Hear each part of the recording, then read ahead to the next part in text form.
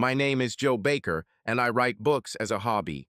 I mostly write detective stories, but recently I started posting a couple of erotic stories on adult sites.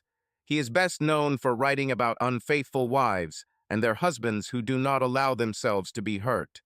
I don't particularly favor weaklings. I prefer stories about husbands who take revenge. In real life, I work as a salesperson in a large hardware store. I recently received a letter from a state prison, and it shocked me to my core.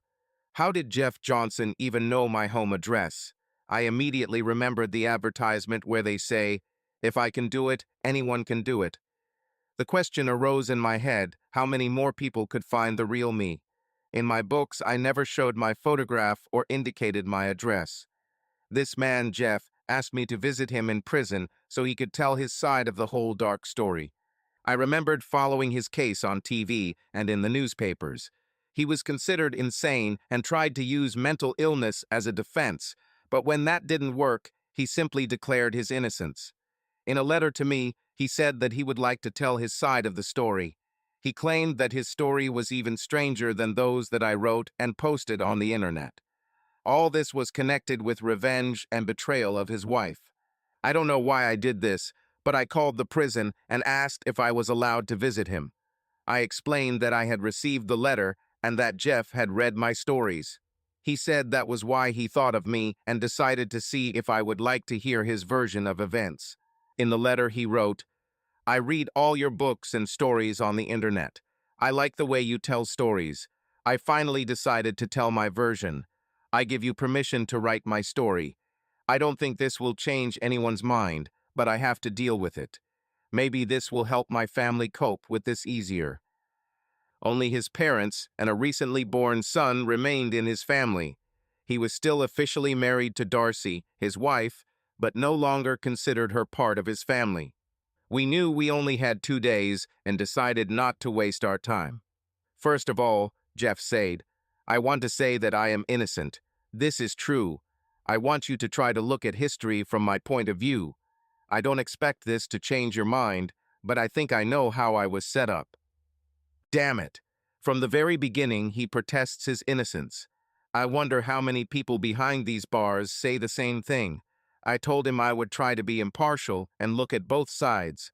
I was ready to give him the opportunity to explain himself, but I warned him that I would be putting myself in the prosecutor's place, playing the role of devil's advocate. He agreed that this suited him as long as he was allowed to speak out.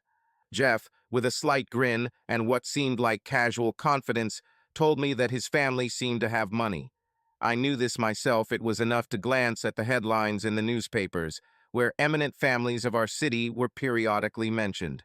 However, Jeff preferred to explain everything more modestly. He insisted that their fortune could not be called wealth in the usual sense. His family did not belong to high society, although they clearly had wealth, which was enough for everything they needed and a little more. Jeff's father, a strict and reserved man, served as president of a local bank for many years.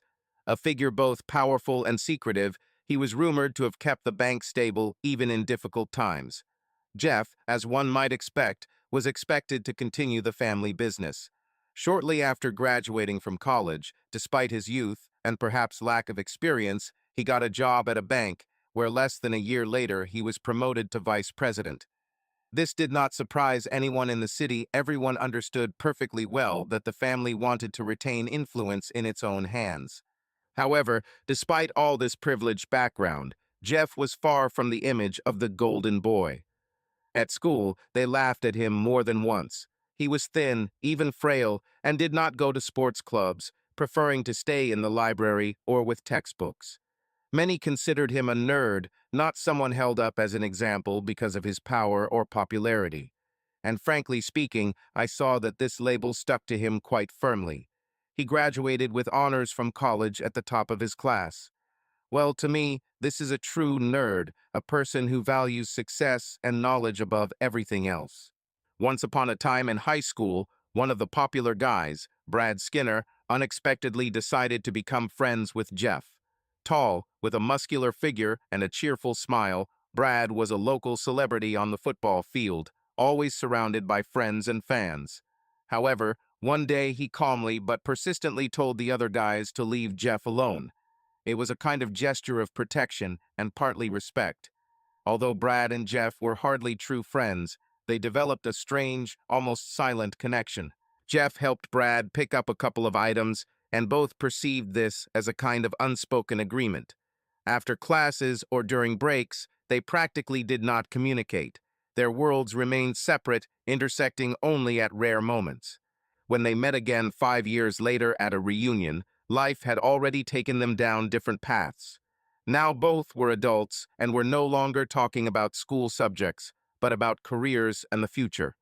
Jeff mentioned with some pride that he was now the vice president of the bank, inheriting the family business and gaining a strong position in the community.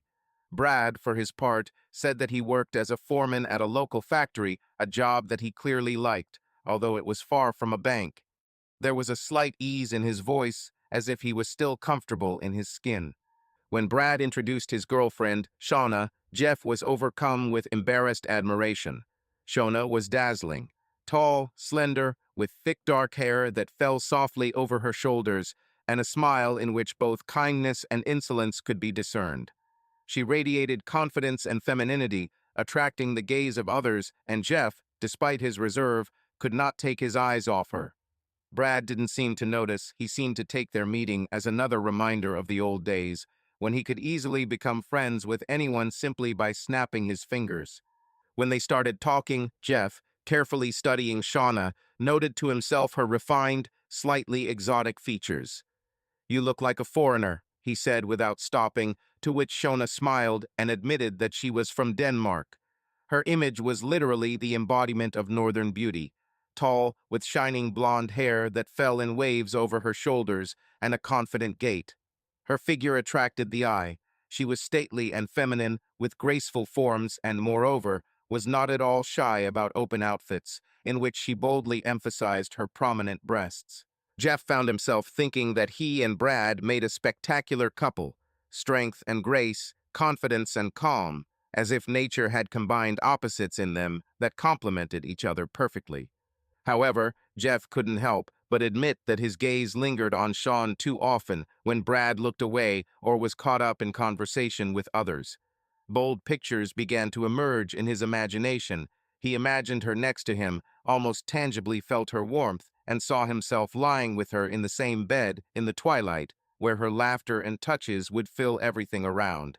He understood that these were just fantasies, fleeting dreams that may have been born from a feeling of forbiddenness and his inner loneliness.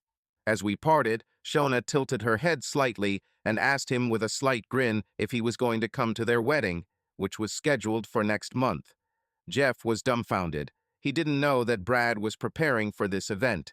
Shauna, seeing his confusion, explained with a soft smile that she simply expected that Brad, being his acquaintance from school, would definitely invite him.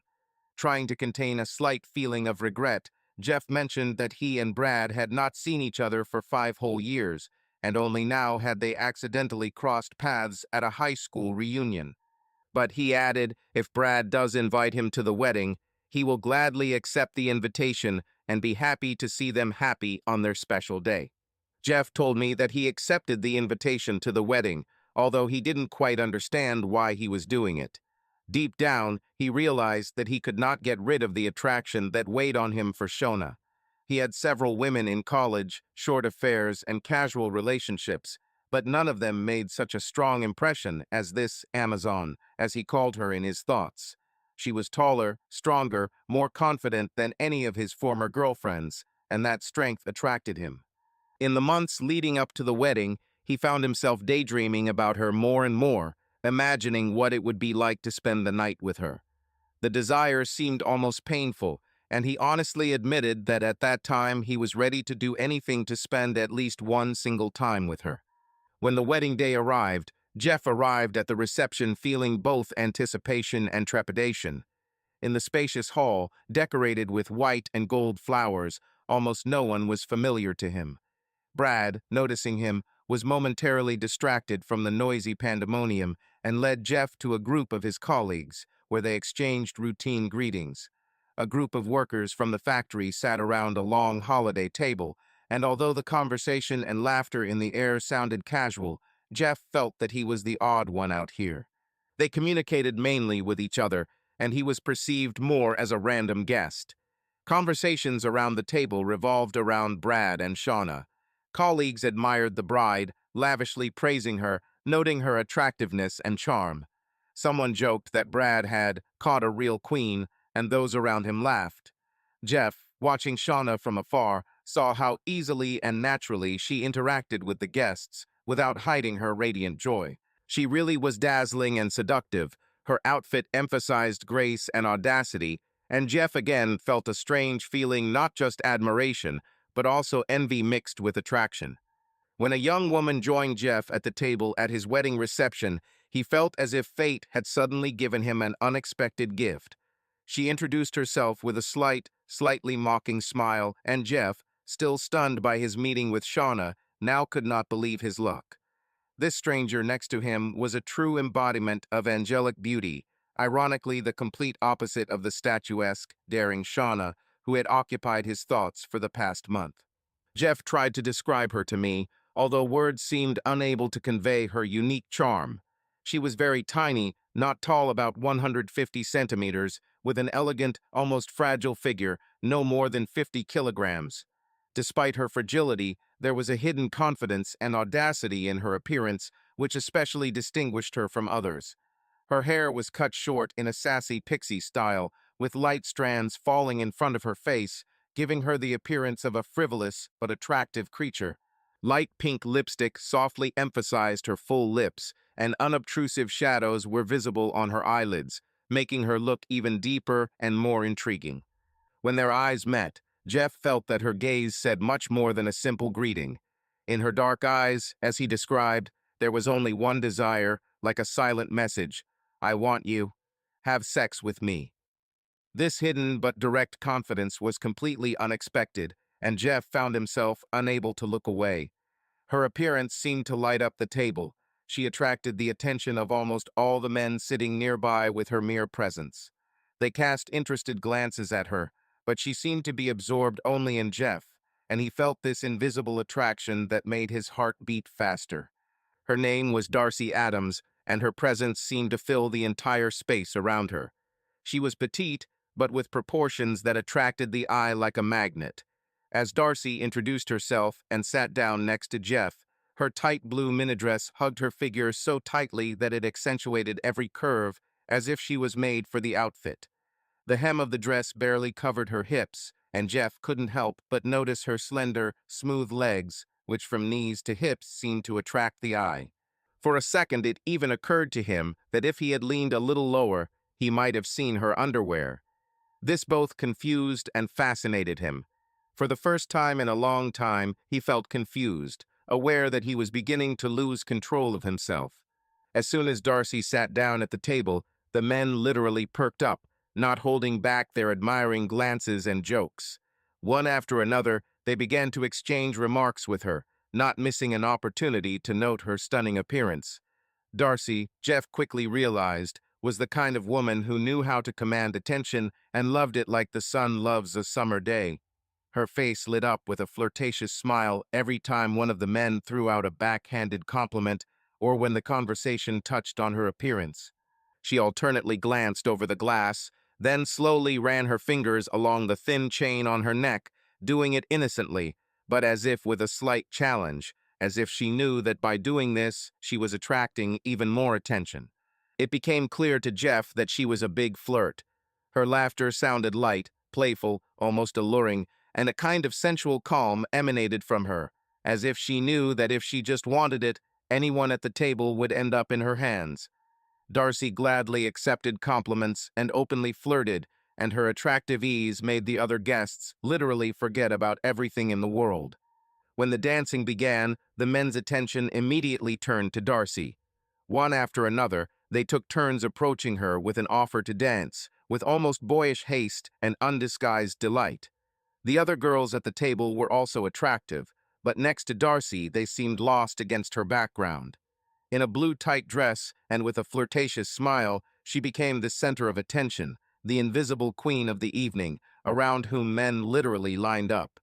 Jeff, remaining at the table, simply watched this succession of gentlemen, each of whom was fascinated by Darcy in his own way. He saw how they danced with her, and how, with his arm around her waist, each man tried to pull her a little closer to him. However, Darcy, masterfully playing on the verge of flirtation, always gently pulled away, increasing the distance between them. She smiled, slightly bowing her head and answering something to each of her partners, so that he instantly forgot about her slight retreat. These maneuvers of hers only added to the mystery of her image, and her lightness and graceful movements captivated everyone around her. Jeff noticed that Darcy was playing the game. She seemed to be dancing not only with men, but also with their expectations, maintaining the very boundary between them that only intensified her attractiveness. At that moment, she seemed unattainable and even more seductive. At one point, two men, Mark and Bob, were sitting at the table and started talking to Jeff. "What do you think of Darcy?" Mark asked. "She's a beauty," Jeff replied. "Is she dating anyone? Damn, she looks like an angel." "We don't know anything," Bob replied. "We all want to go to bed with her, but although she flirts a lot, none of us have succeeded yet. To be honest, I don't even know if anyone has achieved at least the first stage with it. She even dated Brad a few times. He said that he managed to spend a little time with her, but never had sex. Even though he had just married Shauna, he promised that he would still try to get Darcy. Jeff told me he couldn't believe Brad would be unhappy with his Amazon. He would give anything to get into her bed. He also admitted that he wouldn't mind being in bed with Darcy. When he relaxed, he also danced with the women at the table, including Darcy several times. He hugged her, but did not do anything unnecessary. He knew she was just flirting, but it gave him confidence. According to him, this was the same woman you see in Hollywood. He also danced with Shauna and said that his face was right at the level of her chest. Shauna, he could only hope Brad didn't see it. Shauna just laughed. As the evening drew to a close, Darcy suddenly found herself next to Jeff. Her eyes sparkled with amusement, and before he could say anything, she winked at him with a mischievous smile and, unnoticed by the others, placed a folded piece of paper in his hand. At first, he did not believe that this was really happening. Her phone number is an invitation, bold and almost unbelievable. She, this sexy and confident flirt, wanted him to call her. It was unexpected and exciting. All night Jeff could not find a place for himself, tossing and turning from side to side. Thoughts about Darcy did not leave him. Memories of her figure, cheeky smile, and flirtatious glances flared up again and again. Her image haunted him. He imagined how their hands touched, how she laughed and looked at him again as if there was no one else between them. In the morning, exhausted with thoughts, he finally fell into a restless sleep. The next day, without hesitation, he dialed her number. When Darcy answered, her voice sounded light and casual, as if she had been expecting this call. They exchanged a few words, and Jeff, gathering his courage, asked her out on a date. Darcy, without hesitation, replied that she was just going to the shopping center and suggested meeting there. "And after that, if you want, we can go to dinner," she added, and there was a familiar flirtation in her voice. He took her from her apartment. She was wearing a white blouse and a black miniskirt.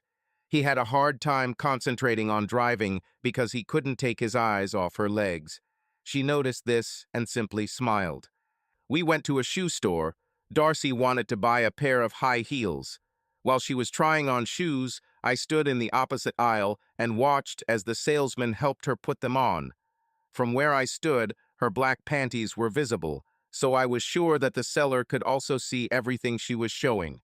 She ended up buying a pair of shoes. Then we went to dinner at Fridays and talked about our jobs. Darcy said she moved to Ohio from Illinois, attended college there, and stayed after graduation. She liked her job, but she admitted that guys were always flirting with her. They talked about the wedding. She told him that Brad was a supervisor at the plant, but she was mainly friends with Shauna. She mentioned that Shauna works at a beauty salon where she gets her hair done. Jeff knew she was a flirt, but he really wanted her. He told her that he had gone to college and was now a vice president at a bank. This seemed to impress her. After that, Jeff invited her to the film. She agreed, and they chose seats away from other spectators because it was a Sunday evening and there weren't many people around. About halfway through the movie, Jeff took her hand.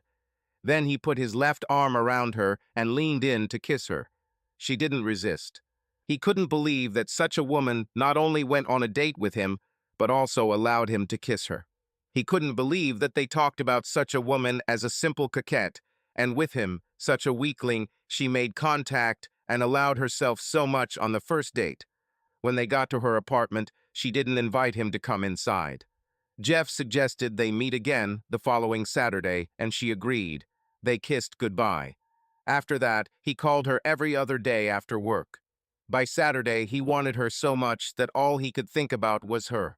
Only a week had passed since their meeting, and he was already beginning to fall in love with her. They went to a local bar, where plant employees often frequented. It wasn't the kind of place he wanted to take Darcy, but he liked having her with him. Again, she was wearing a sexy miniskirt and blouse with the top buttons undone. The men noticed her immediately as soon as she entered. Jeff both liked and disliked the attention she was getting. He was pleased that everyone could see that this gorgeous woman was with him, but at the same time he felt jealous. Darcy saw this and knew how to calm him down. She returned to their table, kissed him tenderly, showing everyone that she had come with him. Everyone seemed surprised that she chose Jeff.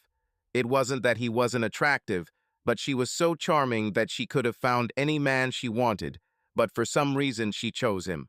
He said that he would not miss such an opportunity.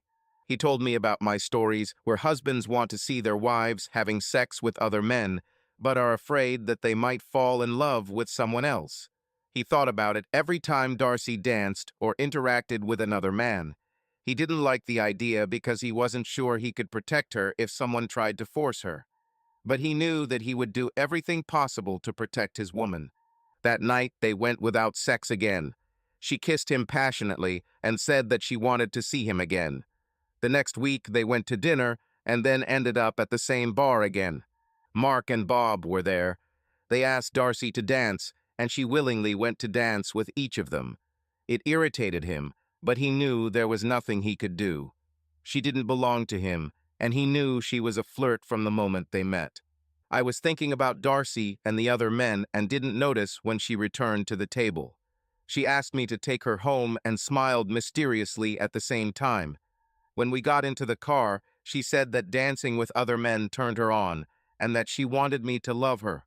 That's exactly how she said it, love me. We went to her apartment. Damn, I adored this woman. I stayed with her overnight, and we made love a couple more times.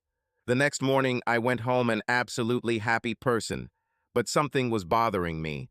I liked being with Darcy, but I wasn't sure that I could tolerate her flirting for long, and that I wouldn't be afraid of losing her.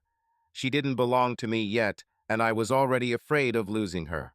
I remember in your stories, there were men who wanted to see their wives having sex with other men. I always thought it was a fantasy, but then I realized that when it happens, it's hard to come to terms with reality. Later, I realized this from my own experience. His father asked him at the bank why he was so happy. Jeff said that he found the girl of his dreams. This made my father smile, but he was also a little worried since he had not seen her himself yet. He asked Jeff where this girl worked, and he replied that she was a secretary at the plant. His father asked him to bring her to dinner so that he and his mother could get to know her. Jeff's father had already ended a couple of his previous relationships. He never told his son that those girls were only interested in money, and he didn't want his son to get hurt. Jeff was his only child, and he took care of him.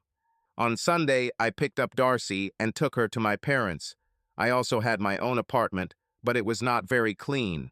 I needed to tidy it up before showing it to Darcy.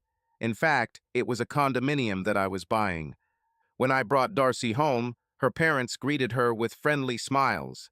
Mom, as always, was a hospitable hostess, giving Darcy a sincere smile and a curious look, but Dad remained restrained, barely noticeable surprise. It seemed to me that he could hardly restrain himself from asking why a woman like Darcy would choose me. There was something about her bold beauty and confident demeanor that probably made him feel uneasy. Damn it, I thought about this myself. In her company, I felt as if I was not quite in my place, and it was this feeling that aroused in me some kind of quiet delight and anxiety at the same time. I could only assume that Dad was already thinking about checking Darcy's background, as he had done with my other ex-girlfriends. He thought I didn't know about it, but I did know. He interfered in my relationship several times, perhaps believing that some of these girls did not live up to his ideas about my future partner. Yes, he paid some of them to disappear from my life, and they agreed, disappearing without a trace. This control of his was a topic we never talked about openly, but I knew he did it for my safety, he probably believed. I really hoped it wouldn't work with Darcy. Every day I became more and more convinced that Darcy was the one. She wasn't just the most beautiful woman I've ever met. She became someone whom I could, without hesitation, call the love of my life. Her charm lay not only in her appearance, but also in the way she spoke, laughed, and how lightly she touched my hand, as if this touch contained all the understanding and warmth that I was looking for in a woman. Her easy humor, charming smile, and lively, unpredictable character, all this was what I always dreamed of. Mom and Dad, although reserved, accepted her visit with due respect. At dinner, as usual, they began asking questions one by one and without much embarrassment. It was their way of getting to know her better, a test of sorts that all my girls had to go through, but Darcy did great. Well-mannered, reserved, she answered every question sincerely, without losing her natural ease. At some point, she said that she did not remember her biological parents and was raised in several foster families, which immediately aroused respect and, it seems, even some sympathy from my parents. Later, when we were alone, Darcy shared more personal details with me. She admitted that her mother was unmarried and died in a car accident, along with her boyfriend, when Darcy was only 3 years old. She said these words almost in a whisper, and I realized that the memories of her past were difficult and probably painful. She did not specify how or when she learned about it, but I could see in her eyes that this part of her life left a deep mark that she was not used to sharing. At that moment, I wanted to hug her, to tell her that now she is not alone. She was taken in by social services and went through one foster family after another. She admitted that she tried to escape many times, but was always caught. The strangest thing is that she really did not have any family to whom she could return, no loved one. Darcy said that when she entered high school, at some point she decided to change her life. She realized that her whole life was ahead of her and that she had the opportunity to achieve whatever she wanted. From then on, she took her studies seriously, putting effort into every subject, and began to actively participate in the life of the school, as if trying to make up for lost time. She especially loved being in the school choir and drama club, where she could express herself through music and acting on stage. Darcy admitted that, like many girls, she dreamed of becoming an actress. She played with inspiration and passion, and, ironically, often played the role of villainess. The audience admired her performance, and Darcy was almost sure that a stage, bright lights, and standing ovations awaited her in the future. After school, she went to college in Ohio, but after graduating, she decided to give up her dreams of theater and start a new life. She got a job as a secretary at a factory, easily mastering routine duties and managing her workday with enviable composure. Over the years, she realized that with her attractiveness and ability to win people over, she could achieve much more. A little flirting and charming smiles, and the doors opened a little wider. Men, they are so naive, she once admitted to me with a slight laugh. Most of them think with only one part of their body, and if you flirt a little, they just get lost. After dinner at my parents', my meetings with Darcy became regular. We spent evenings together, shared experiences, laughed, walked around the city, and every time I felt my desire to be with her growing. As expected, my father, with his desire for control, finally decided to check her past. He carefully studied the details of her biography, and everything turned out exactly as Darcy said: an orphan, raised in foster families. This fact only strengthened my determination. I felt like I could give her what she had always lacked, to be someone she could call her own. The father didn't seem to stop at one simple request. He went even further, sending a formal request to an Illinois court for access to her closed files. But his attempt to find out even more about her past was unsuccessful. Her records were sealed and access to them was denied. Jeff told me that they started dating on a regular basis. His father was not happy about this because, in his words, something was wrong. Sometimes they met with Brad and Shauna. Jeff never felt comfortable when the four of them went out together. He noticed that Brad flirted with Darcy more than he would like. Either Shauna didn't notice or she didn't care. Jeff remembered Mark saying that Brad still intended to seduce Darcy. This made Jeff wonder why she agreed to a relationship with him so easily. Did she really love him? What did he have that made her refuse everyone else? Jeff admitted that this really bothered him. He assumed it might be about money, but Darcy never asked for anything material. If she was looking for benefits, he would easily notice. One day, she and I were in a bar and dancing. I always kept her close to me. She just smiled. Then I noticed how she danced with Brad, and at the same time, she did not allow him to hold her so close. I danced with Shauna. Damn, what a woman. She was taller than me in her heels, and my head was almost touching her chest. God, how I wanted to just grab them. Shauna noticed me looking at her cleavage and asked if I liked her breasts. Thank God Brad or Darcy weren't around. Yes, they are very beautiful, I replied. You're funny, Jeff. I love it when people look at my breasts, Shauna replied. I was glad the dance was over. At the table, Brad suggested going to the beach next week. Darcy and Shauna were immediately supportive of the idea. I wasn't sure I wanted to go there, but I liked the idea of seeing these two women in swimsuits. I still continued to worry that Brad would start flirting with Darcy again, even though he was married. Jeff, have you ever talked to Darcy about your fantasies involving her and other men? I asked. To be honest, in a fit of passion, I said all sorts of things. She asked if it turned me on when other men touched her or tried to feel her. I said that yes, it turned me on, but added that I wasn't sure if I could handle it if it actually happened. This happened in moments of strong emotion. One day, she even asked me if I wanted to see Shauna's breasts, and I said, how can you refuse to see them? So, are you going to the beach next week? I asked curiously, anticipating his answer. Yes, and it was a sight, Jeff replied, his gaze darting off into the distance as if he were thinking back to that sunny day. Both women were in bikinis, and they just couldn't help but turn heads. Shauna and Darcy had completely different figures, but each was mesmerizing in its own way. Shauna is statuesque, with full breasts and prominent, rounded hips. Her swimsuit seemed so small that it felt like it was 2 sizes too small and seemed to dig into her skin, fitting so tightly that it almost looked like a second skin. She walked along the sand with the grace of a predator, and she radiated such confidence that her figure seemed to speak for itself. Darcy, on the contrary, looked more petite, but was in no way inferior in seductiveness. Her swimsuit was also small, barely covering her breasts and gently outlining her hips. Darcy was different, but her figure with graceful breasts that perfectly matched her slender physique and delicious, toned buttocks had no less of an impact on everyone. I couldn't help but stare, and I noticed that Brad was also glancing at her, although he tried to do it discreetly.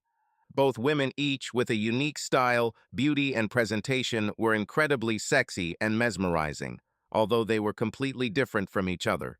Like two opposites, they created an image of an ideal combination, causing awe in both men and women, forcing everyone to look back at them in admiration and involuntarily. I was surprised that when we went in the water, Brad actually left Darcy alone. I think he was too busy with his wife. It was clear that they were having sex in the water, and it excited both Darcy and me to watch this scene. They didn't seem to care that we were seeing it. Darcy and I kissed a lot in the water too. We left full-fledged sex for later, when we returned home and were alone. Okay, Jeff, tell me about your wedding, I asked.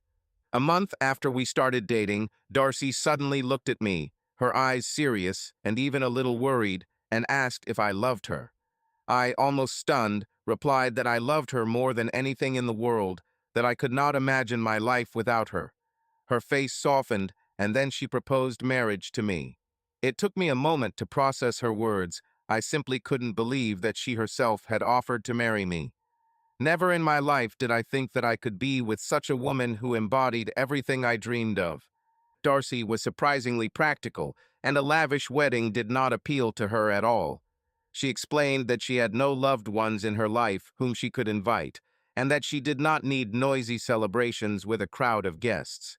Instead, she proposed an idea that was romantic and personal in its own way. In 2 weeks, we would fly to Las Vegas, spend a few days there together, and enjoying the freedom and bright lights of the city, we would seal our love in marriage. When I told my parents about this, their reaction was far from enthusiastic. Mom and Dad were genuinely happy to see me happy, and they seemed to like Darcy too, but they thought our relationship was moving too quickly. My father, with his innate caution and suspicion, was especially skeptical and more than once made it clear that he considered our feelings unconfirmed by time. I knew that secretly he was probably still checking her past, digging into every available detail of her life, as he always did. When I told them that Darcy and I loved each other and decided to be together, my father just nodded, but asked me to think about a prenuptial agreement. He said it was a mere formality and that it was a reasonable measure these days. I saw that he was trying to be restrained so as not to cause unnecessary indignation in me, but behind his words there was a certain cold calculation, as if he wanted to protect me in advance from possible consequences that he expected, but I didn't even want to allow. It's very difficult to ask the woman you love to sign an agreement where, in the event of a divorce, I get my money back. The problem was that I had quite a lot of money. As far as I knew, Darcy didn't know half of it. I came to her apartment to talk about it. She immediately noticed that something was bothering me and asked what was the matter. I told her that I had talked to my parents about our trip to Las Vegas and that they were happy for us, but my father suggested that I get a prenup. She looked at me for a few seconds and then said she loved me and didn't mind signing it. She assured me that she was never going to get a divorce and asked how I felt about this. I told her that I love her and also do not plan to get a divorce, but I agree to sign the contract to make my father happy. The only condition was that I draw up a one-sided contract, so I wanted to show her how much I love her. If I left her, which I would never do, the contract would be canceled and we would divide all the property. Looking back, it was pretty stupid. I wanted to please her, but if she ever decided to leave, the contract would still be valid. Then it seemed to me that this suited everyone. Later I realized that this turned into big problems for me. At the trial, your lawyer mentioned that you had an affair with Shauna, but she denied it in testimony. Can you tell me more about this? I asked. Jeff shook his head. It was a huge mistake on my part, but in my opinion, it was the beginning of many of our problems. Let me explain. 2 weeks before the wedding, Darcy called me at work and asked me to pick up some Las Vegas brochures from Shauna. I didn't think much of it, but when I came to see her, she was wearing a sheer top and tight white shorts. Now, after all this time, I understand that I was probably set up from the very beginning, but then I did not understand it. Are you saying that Shauna was part of some conspiracy against you? I asked. You could say that. Anyway, when I came to her, she invited me inside and offered me a drink. I sat on the sofa and waited for her to return from the kitchen. At that time, her husband, Brad, was still at work. This was the first time I was alone with Shauna. I couldn't help but look at her breasts. She noticed my gaze and asked if I wanted to see them. I was dumbfounded. She's my fiancé's best friend and my friend Brad's wife, but my fantasies about her immediately flashed through my mind. I knew I shouldn't do this. Hell, I knew it was completely wrong, but I was weak and wanted to sleep with her from the moment I first saw her. I even wondered why she allowed me to do this. She said, "Brad and I played with another couple once before we got married. He told me how you always look at my breasts and said that I could accidentally show them to you if I wanted." I wasn't sure if she was telling the truth. Brad always liked to flirt with women, and I could well believe that he would not mind if someone saw his wife's body. She was also a big flirt, like Darcy. although I doubted he would allow another man to touch his wife. But at that moment, I didn't care anymore. So, I take it you slept with Shauna 2 weeks before your wedding. Have you confessed to Darcy about this, so to speak, affair? Yes and no. I didn't sleep with her completely. Of course, I would like to, but everything happened too quickly. It could have destroyed our marriage before it even began. Shauna looked at me and asked, "What is it? Didn't you like it?"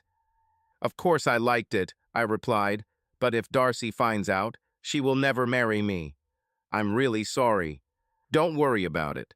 Who will tell her? Let it remain our little secret, but I will still have sex with you, Shauna replied.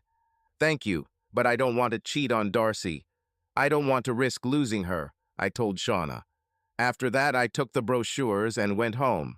A couple of days later, I brought them to Darcy, and she said she had a big surprise for me. Jeff, Shauna, and Brad will be coming with us to Las Vegas. They will be our witnesses. Darcy said that she and Brad didn't get a chance to go on their honeymoon, so they were coming with us too. You're glad, aren't you? She was happy that her best friend was coming with us. I wanted to tell her right away about sex with Shauna, but I was afraid that it would ruin our cozy little world. I really didn't want Brad and his wife to come with us on our honeymoon, but I didn't see a way to turn it down. For the next 2 weeks, I was consumed with work and preparations for my new life with Darcy.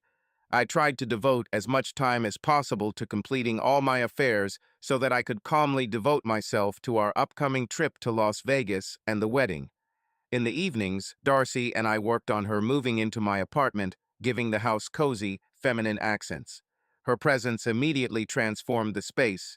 Where asceticism had previously reigned, bright pillows, elegant vases, and light, thin curtains now appeared, adding coziness and warmth to the room. We decided not to have sex until our honeymoon, as if symbolically postponing this moment until we were officially married. This promise seemed to strengthen our bond even more, and every evening became special for us. We laughed as we chose which decorative items to keep and which to remove, how best to organize the space, and where to put the furniture. My old headboard was moved into the guest room, making way for a new one full of freshness and energy that Darcy brought. I didn't see much of Brad during this time. Our roads seemed to diverge for a while. But Shauna came to Darcy and helped with preparations for the wedding, choosing a dress and discussing everything that was required for our trip. They seemed to be becoming close friends. I remembered their conversation on the beach and the fact that Shauna had once promised not to tell Darcy about that fleeting episode between us. As far as I knew, she kept her word, and I was grateful to her for that. Thoughts often flashed through my head that perhaps I should confess to Darcy, be completely honest with her. But every time I looked at her happy, absorbed in joint plans, I could not bring myself to destroy this fragile moment with the truth. What we had was too precious to me, and her trust was too important to take risks. In the evenings, we hugged and kissed, and she often teased me by leaving the bedroom door open while she changed clothes. Jeff said that everything went according to plan. He and Darcy received a marriage license, and he drew up a prenuptial agreement. The terms were simple and clear. If they ever went their separate ways, Darcy would receive only what she had brought into the marriage. Her father had insisted on this, and Jeff had ultimately agreed, feeling that it was just a necessary formality. One day, in the middle of the workday, Darcy unexpectedly appeared in his office at the bank. This came as a real surprise to him, because he did not expect that she would ever dare to come here, into his world of business suits, contracts, and stern faces of employees. As soon as she entered the bank, her appearance immediately attracted attention. She looked stunning. A stylish, tight outfit emphasized her figure, and her every step made people turn around. Jeff felt a wave of pride when he saw her at the door when she smiled at him. It was a smile full of warmth, confidence, and that unique flirtatiousness that had fascinated him from the very beginning of their relationship. Darcy came for a reason. She wanted to discuss her financial affairs. As they sat down in his office, she explained that she wanted complete transparency in their relationship. She said she wasn't going to hide anything from him, and to prove it, she offered to add his name to her savings and checking accounts. Her offer sounded like a gesture of trust and openness, and Jeff felt a mixture of surprise and respect. It was like a symbolic step in their union, a confirmation of her serious intentions. He told me that he felt humbled by her action. She transferred the $17,000 she had saved and wanted to put it into a joint account at his bank. She even offered to add his name to her credit card, but he politely declined, saying that she should keep at least one card in her name. At the same time, he opened a joint credit card with her with a limit of $15,000. He walked up to the cash register and asked her to add her name to his account and transfer her money there to show how much he loved her. She even filled out a card to change her last name, since a few days later they were already married. Then he told her about some of his assets. She asked him about two locked metal safes in their basement, and he explained that they were gun cases. He has collected weapons and knives since childhood.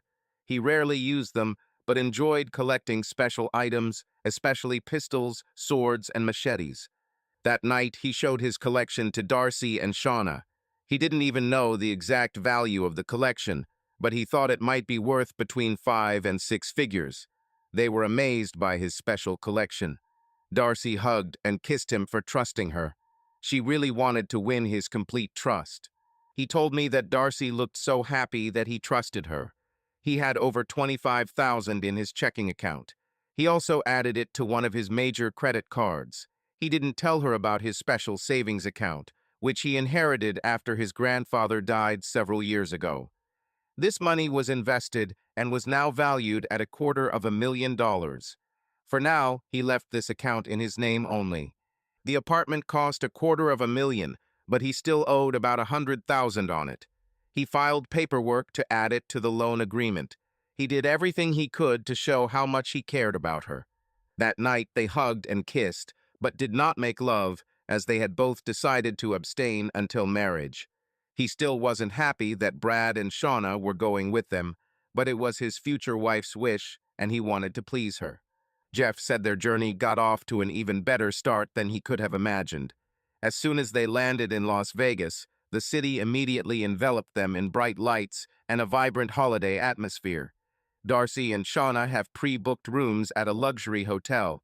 It turned out that they were allocated adjacent rooms separate, but with an interior door that allowed them to move from one room to another. Each room had 2 large double beds with soft white covers, but as Jeff noted with a smile, he didn't think he'd need a second bed. Darcy, throwing on a light silk robe, slid around the room, and he, leaning back on the bed, could not take his admiring gaze from her. Once they had settled in and rested a bit, Darcy suggested they not postpone the main event. Taking Brad and Shauna as witnesses, they headed to one of the most popular wedding venues, the Tunnel of Love. This place, with its soft, dim lighting and romantic ambience, seemed tailor-made for couples looking for simplicity and sincerity in their special moment. The ceremony was easy and relaxed, but when the moment came to put the ring on Darcy's finger, Jeff felt a strong excitement, as if time had slowed down. He leaned towards her, her eyes sparkling, and their first kiss as husband and wife filled him with a feeling of boundless happiness. He whispered in her ear that he was now the happiest person in the world, and saw her face light up with another gentle smile. After the ceremony, the two couples decided to celebrate their wedding with a wonderful dinner. They chose one of the best restaurants with panoramic views of the city, where the glittering lights of Las Vegas stretched to the horizon. The table was laden with delicious dishes, and the glasses were filled with sparkling drinks. Each toast sounded louder and more cheerful, laughter was replaced by smiles, and the atmosphere became more and more relaxed.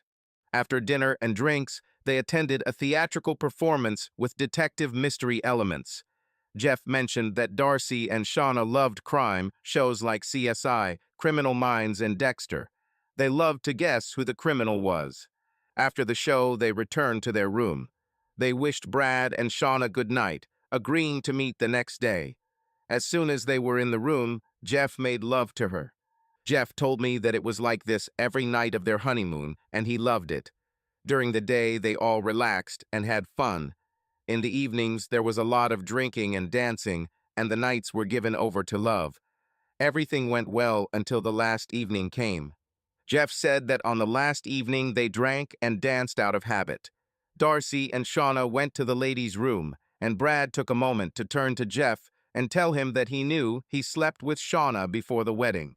She told him about it the night before during their intimacy. Brad, I'm sorry, honestly. I didn't want this to happen, and now there's no way to take it back. I didn't have sex with her, but I allowed myself a little extra. Please don't tell Darcy. It will ruin our marriage, Jeff replied. You owe me, buddy. I would have beaten you. But Shauna said she was just as guilty.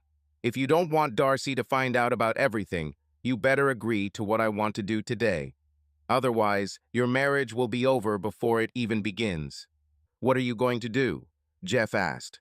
Just play along with me and everything will be fine. If you try to resist, you will end up in the hospital.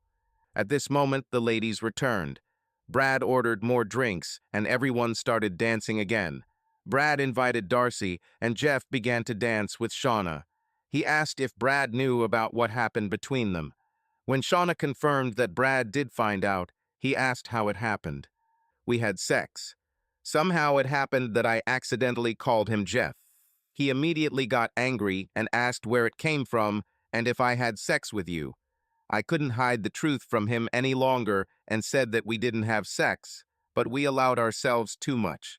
He was unhappy, but said that he would take revenge, and if I didn't want Darcy to find out about everything, I'd better cooperate with him. Otherwise, he will reveal everything, and I will lose both my husband and girlfriend. I agreed to play along with him. What's his plan? What is he going to do? Jeff asked. I think he's going to try to sleep with Darcy and use me as bait to have sex with you. Please just play along with him. It will only be once, and I promise you won't regret it. Jeff continued the story. I looked at Brad, and he was up to his old tricks again. We had already drunk a lot, and I thought that this might have influenced her behavior. When we returned to the table, Brad announced that he had a surprise for everyone and pulled out an illegal substance. Oh my God, I've been doing this for a long time, she said. Combined with alcohol, we probably lost our sanity. Brad bought a bottle of rum and we went to our room. On the way, he asked me to go to the lobby and buy a couple of cans of cola while the others headed to our room. I remembered what Shauna had said and wondered how Darcy and I would handle this. I should have confessed to her about what happened with Shauna, but now it was too late. When I returned to the room, Shauna was sitting on one bed and Darcy was on the other. Brad poured drinks for everyone. When I approached, he added cola to the glasses. He handed one glass to Shauna and took the other two and handed one to Darcy, sitting down next to her on the bed. I took the last glass and sat down next to Shauna. I knew things were starting to unfold. We were like puppets in Brad's hands. I was too weak to stop it all, and besides, I was already starting to get excited, remembering how I had repeatedly imagined Darcy with another man. Alcohol and illegal substances took their toll. Brad took Darcy's hand. She was quite drunk, and he told us, "Have a lot of fun here. Darcy and I will go into the other room. Just remember, what happens in Vegas stays in Vegas." He laughed and led her into the next room. Shauna and I both understood that we couldn't change anything, and besides, she once said that she liked me. We had sex, and then she closed her eyes and fell asleep. At that moment, I remembered Darcy. Has our marriage come to an end? I approached the door leading to another room. It was dim, and I saw Brad having sex with my wife. I returned to my room and wondered what the next day would bring. I woke up around 11 in the morning and Darcy was lying next to me, cuddled up to me. I looked at the other bed, it was empty, and the door between the rooms was closed. I looked at my wife. She was beautiful. How could I let this happen? I was not a real man, but only a weak husband. A real man would not allow his wife to sleep with another man under any circumstances.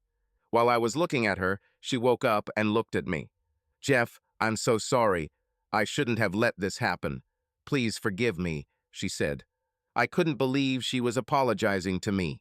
I replied that it was our common fault, not just hers. We agreed that we would never exchange partners again. She said she would talk to Shauna and let her know our decision. After that, she asked me to make love to her.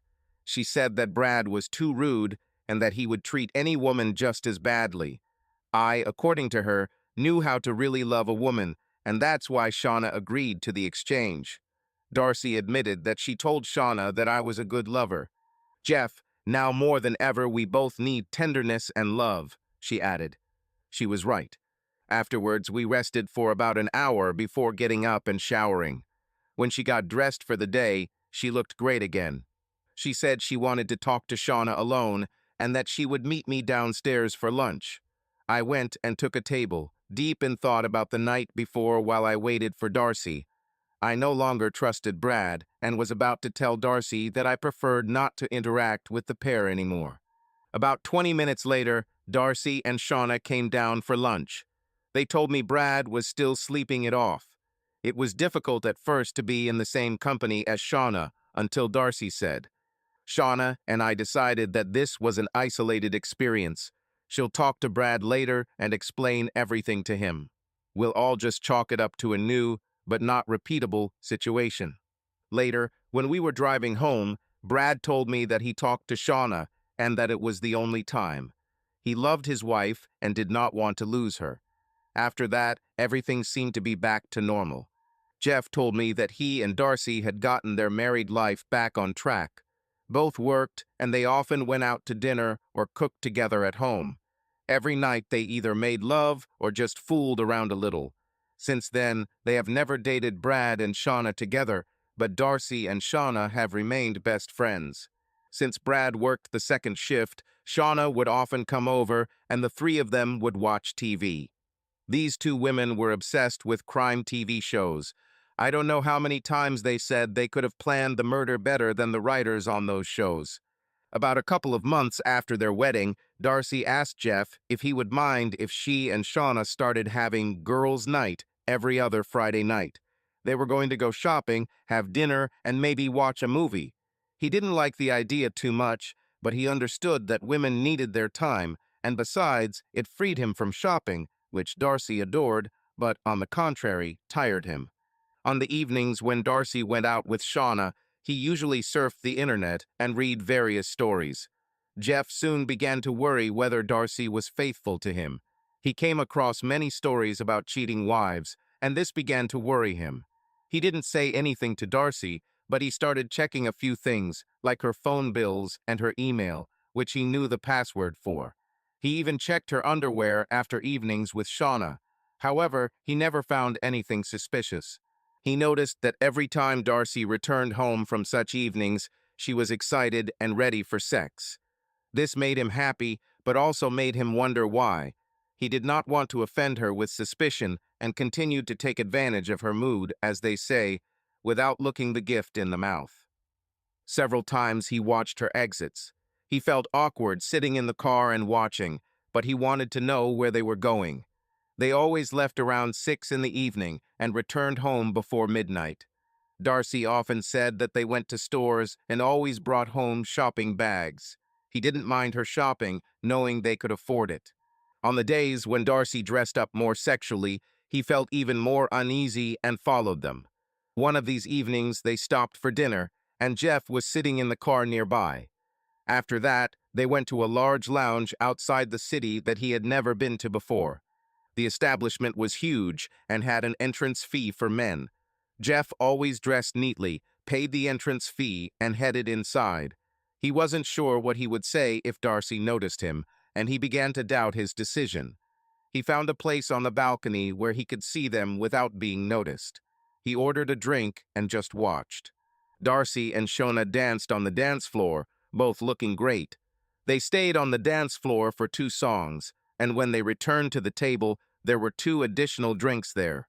2 men approached them and started talking, but Jeff couldn't hear what they were saying. One of the men put his hand on Darcy, but she immediately removed it, which pleased Jeff. The man tried to start a conversation a couple more times, but to no avail. The one sitting next to Shauna did not take his eyes off her breasts peeking out from her cleavage. He put his hand on her shoulder, but she quickly removed his hand too. In general, they both behaved with restraint, although they did not completely give up flirting. The men asked them to slow dance, and they agreed. They held the women close to them, but Darcy did not allow her partner to lower his arms below his waist and pushed him away every time. Shauna snuggled a little closer to her partner, but it could have been attributed to slow dancing. As they walked back to the table, one of the men grabbed Darcy again, but she reacted almost immediately and removed his hand. The girls drank one more drink and looked like they were about to leave.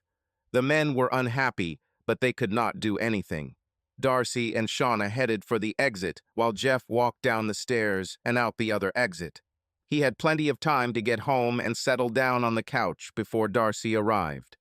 When she returned, she walked up to him and kissed him. He pulled her towards him, sat her on his lap, and kissed her. She told him, "If that's what you want, let's go to the bedroom," and they went there. Jeff told me that he sometimes stopped by Darcy's work to invite her to lunch. He noticed that her colleagues, Mark and Bob, looked at him strangely and grinned when he entered her office. Jeff didn't trust these guys. He had the feeling that they were talking about him and Darcy behind his back. Sometimes they made gestures or tongue movements that, in his opinion, hinted at sex with Darcy. This irritated him. He raised this topic several times in conversations with Darcy, and each time she assured that they were just teasing him and trying to piss him off. Darcy insisted they were harmless, but Jeff still felt there was something more to it. He also suspected that Brad might have told them something about their honeymoon. During another girls' night, Jeff once again followed Darcy and Shauna. They went to the same lounge out of town.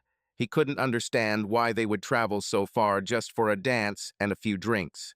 Going inside again and settling on top, he watched them do a quick dance before returning to the table where two men approached them. This time, one of the men put his hand on Darcy and did not remove it when she tried to remove it. She even slapped his hand to let him know that this was unacceptable. The man, however, did not remove his hand, but did not rise any higher. The four of them went out to slow dance again. This man became more and more insistent, and although she pushed his hand away each time, he did not back down. Jeff lost sight of Shauna as he was focused on Darcy. In the end, the man pinned her against the wall in the corner of the hall.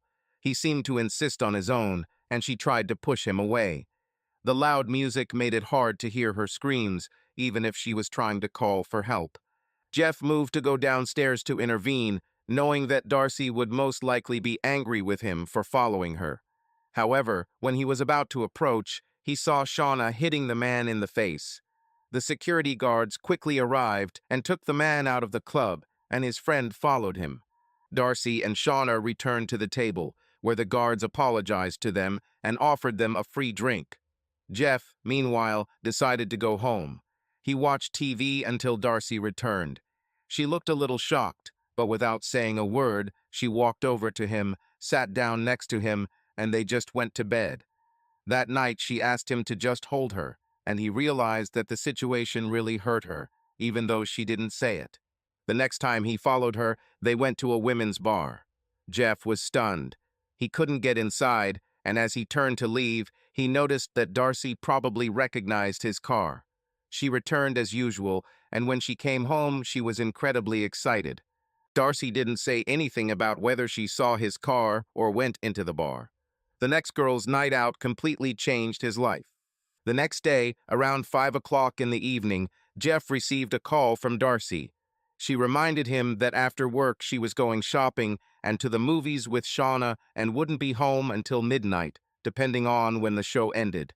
Jeff said he loved her and warned her that he would probably be asleep, but would see her in the morning. 10 minutes later, Bob called him. "Hello, Jeffrey," he said dismissively. "What do you want, Bob?" Jeff immediately felt hostility to this conversation. "Is this how you treat your friends?" Bob grinned. "Brad told us how he slept with Darcy on your honeymoon." "Fuck you. What do you want from me, freak?" Jeff exploded. "Brad took the day off, and we're going to Mark's house to have sex with your wife," Bob continued. "You're lying. She won't even come close to you, you dirty freak. Get the hell out." "Easy there, buddy," Bob replied mockingly. "Brad told us everything. We told her that if she allowed us to have sex with her, we would keep it a secret. I just thought that her hubby should know where his little prostitute is now. He laughed and hung up. Jeff didn't believe him, but he was furious. He immediately dialed Darcy's number, from which Bob had called him. Her phone rang for a long time, and finally Cindy, her colleague, answered. Jeff asked to see Darcy, but Cindy said she had already left. Cindy added that Darcy said she was heading shopping and to the movies with a friend. When Jeff asked if anyone had used her phone recently, Cindy replied that Bob had called him and invited him to go fishing at Mark's cabin. At least that's what Darcy explained. When Jeff asked to see Bob again, Cindy said that he had gone back to the shop to check in. Jeff, tell me what you did next. This is very important, I said. I tried to call Darcy's mobile, but it was switched off. She usually turns it off at work. She probably forgot to turn it back on. And what did you do then? I asked. I was angry and worried at the same time, so I called Shauna. I asked if Brad went to work that day. She said, no, he took the day off to go fishing at Mark and Bob's cabin. I asked her what time she was going shopping with Darcy. She replied that Darcy called and said that she could not meet in the evening, as she had other plans. When I asked what her plans were, she said she didn't know. Did you tell her that Bob called you, and what did he say? Yes, but she said she didn't believe me. Darcy would not do this, and Brad promised that his infidelities ended after his trip to Las Vegas. I told her I was going to Mark's cabin to check it out for myself. She asked me to pick her up to go with me. She said she had to see it with her own eyes. So, what you're saying is that you went and picked up Shauna, and the two of you went to the cabin, correct? First, I went down to the basement and took a machete from my collection of guns and knives. Why did you need a machete?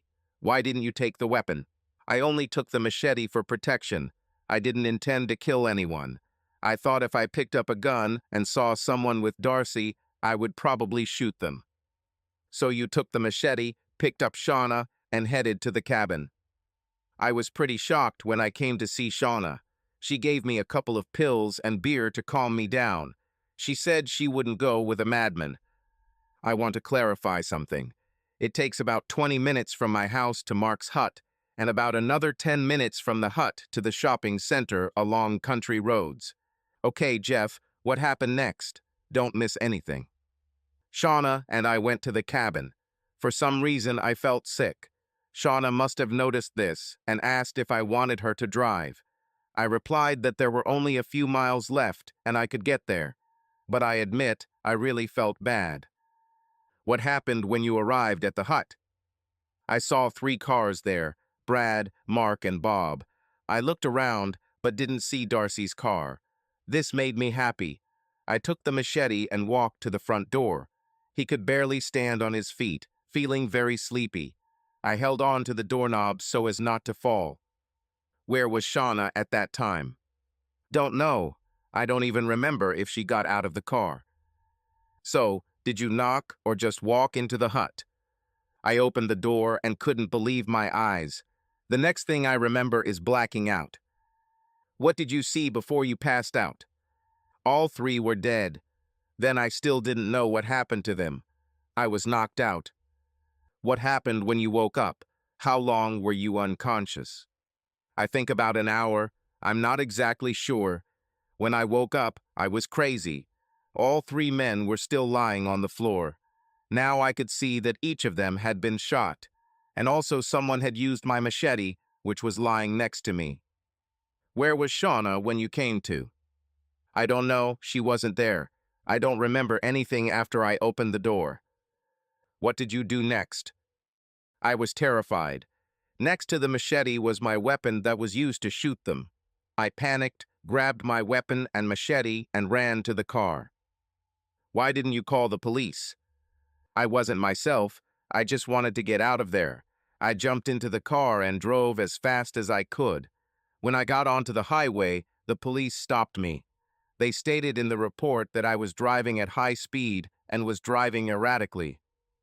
What happened when they saw that there were guns and a machete on the seat? They pulled out their guns and ordered me to get out of the car and lie down on the road. I did as I was told. I was almost too scared to speak. They called for backup, and within minutes, there were 4 police cars and an ambulance standing around us. One of the officers handcuffed me and put me in the ambulance. He asked what happened, and I said they were dead. Could barely speak coherently. I had a hard time explaining to them where Mark's hut was. The ambulance driver told the officer that he couldn't see where I could be injured. He was ordered to take me to the county jail, while the patrol cars went to Mark's cabin. I kept telling them I didn't do anything. I tried to explain, but no one believed me. One officer read me my rights and told me to remain silent until I saw a lawyer. They took off my clothes and washed me. I was given new clothes and taken to a cell. The next day, I was charged with 3 counts of first-degree murder. I was allowed to call Darcy, and she cried and said she would hire a lawyer immediately. That was the last time I saw Darcy until the trial, which started 3 months later. My lawyer sought clemency for me on the grounds of insanity, and the judge sent me to be examined by a psychiatrist who found me sane to stand trial. Then we changed my plea to not guilty. "Joe," he told me, "I didn't kill them. I swear I didn't kill these people." I thought Darcy and Shauna would be on my side until my lawyer told me that their testimony was very different from mine. Interestingly, at the trial, Darcy sat behind me and often cried. The first thing I noticed when she walked into the courtroom was that she was 4 months pregnant. She told my lawyer that this is my child. I knew about the child before the trial, but I was still surprised to see her in such a state. Although I did not see Darcy, she wrote to me often. I cried when she wrote that she was pregnant with our child. My mind was in complete confusion for several months. I couldn't think clearly and had no idea what had happened in Mark's hut. My parents came to the trial and prayed for me, but I think there was too much evidence against me. Darcy communicated with them regularly, knowing that she was carrying their only grandchild. Despite everything they thought about Darcy, they wanted to see their grandson. It may have been a mistake, but my lawyer made me sign a power of attorney and gave it to Darcy. This way she could pay the bills and manage our affairs. I signed it before I knew she had lied at trial, but ultimately it was Shauna's testimony that finally killed my case. She stated that she did not go to the hut with me. I don't have a single witness left. Jeff, before we go through most of the evidence, and you can point out what you think is false and what is true, could you tell me about your situation and what you know about your family? It's been 6 months since the trial. Needless to say, I am living the life of a convicted criminal while the real killers are on the loose. Darcy continued to keep in touch with me after the trial. She wrote to me quite regularly until our son was born. I probably cried when I first saw his photos. He was so tiny. Mom and Dad were at the hospital with Shauna when he was born. She named him Jeffrey Michael Johnson. After his birth, she visited me only twice. I haven't heard from her since then. I don't understand, Jeff. Why did she stop communicating with you, and what happened to your son? When she came to see me, I asked her why she lied to me. She replied that she was not lying. Everything she said at the trial was true. She said that I was lying, not her, but she stayed close to me in court because of the child. So she and the baby are still living in your apartment. Darcy lives in an apartment with Shauna. She told me for the last time that she was not going to raise the child alone. She gave her son to my parents to raise. They were more than happy to accept him. How can a mother give up her child like this? She has every opportunity to give little Jeff a good life. You should probably know that my father had a DNA test done as soon as he was born. He really is my son. Because of the power of attorney that I signed, she has everything. Everything I owned and all my savings, which were transferred only to her name. The father tried to do something, but he had no legal basis, and Darcy threatened to take little Jeff away from them. She gave them custody of little Jeff if his father stopped trying to sue her for my assets. They chose to save my child's life.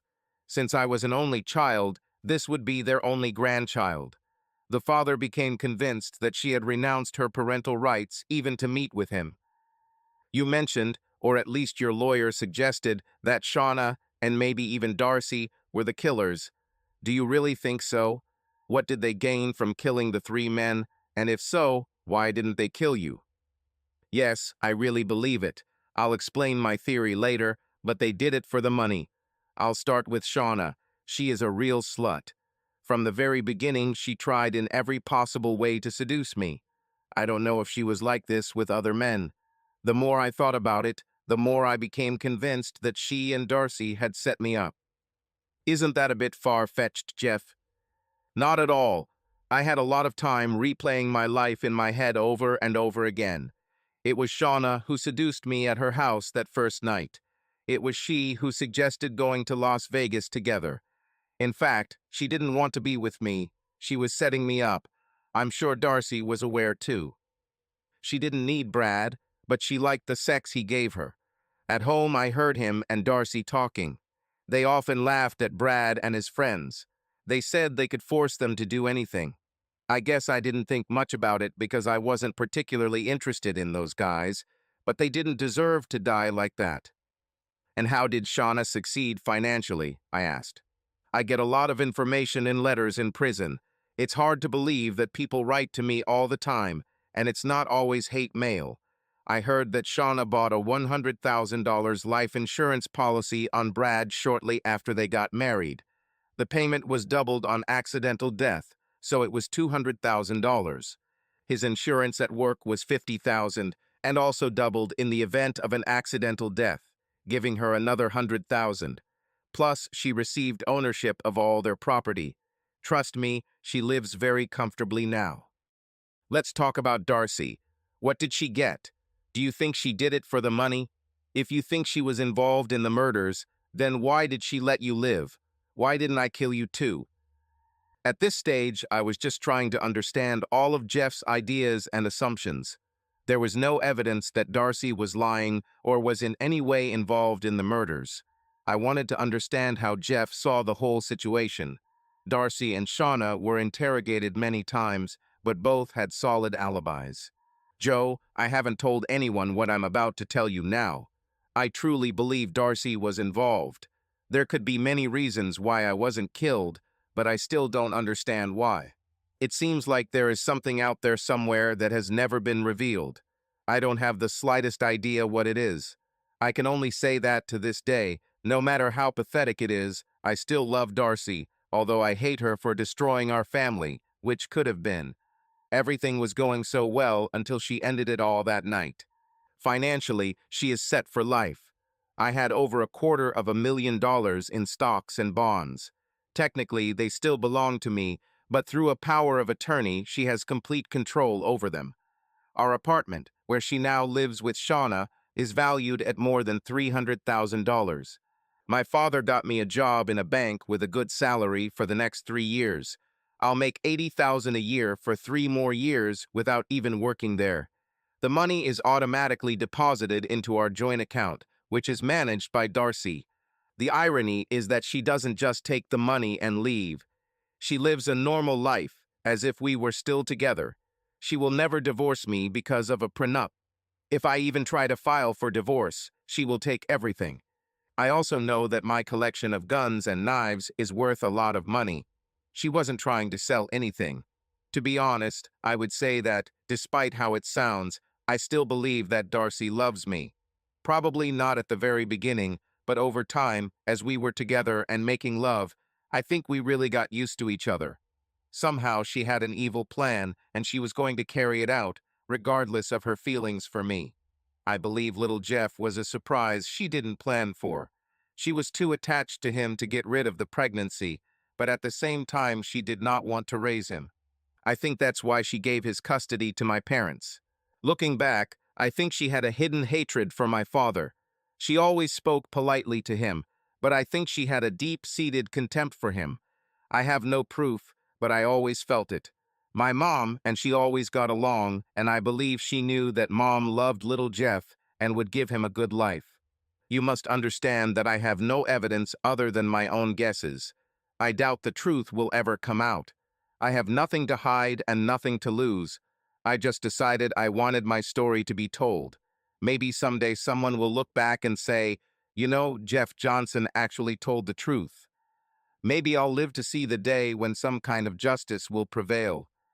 As I mentioned, I'm a writer, Joe Baker. I was given permission to write the story of Jeff Johnson, his version of the brutal murder of 3 men. I will provide excerpts from the prosecution materials, and Jeff will be able to express his opinion about what he considers to be lies and what is true. I will also present evidence that was presented at trial. I met Jeff in prison, and here's our conversation. Jeff, I'll start with the phone calls that night. Let me tell you right away that every call I mention was confirmed by phone bills. This includes your home phone number, your wife's work number, and Shauna Skinner's phone number. All call times are accurate, but there is no way to know what was talked about unless it was stated by witnesses. The first call that evening was from your wife. She called you from work at 5 minutes to 5. She claimed that she reminded you that she was going shopping and to the movies with Shauna. Is that so?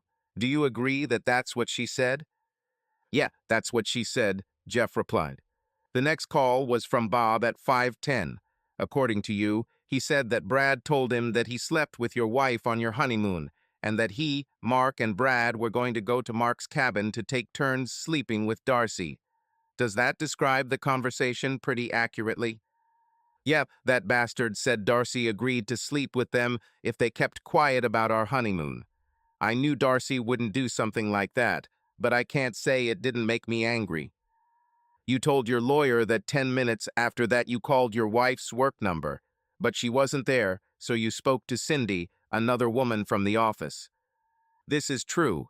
I asked her to call Darcy, but Cindy said she had already left. She said Darcy was going shopping and to the movies with a friend.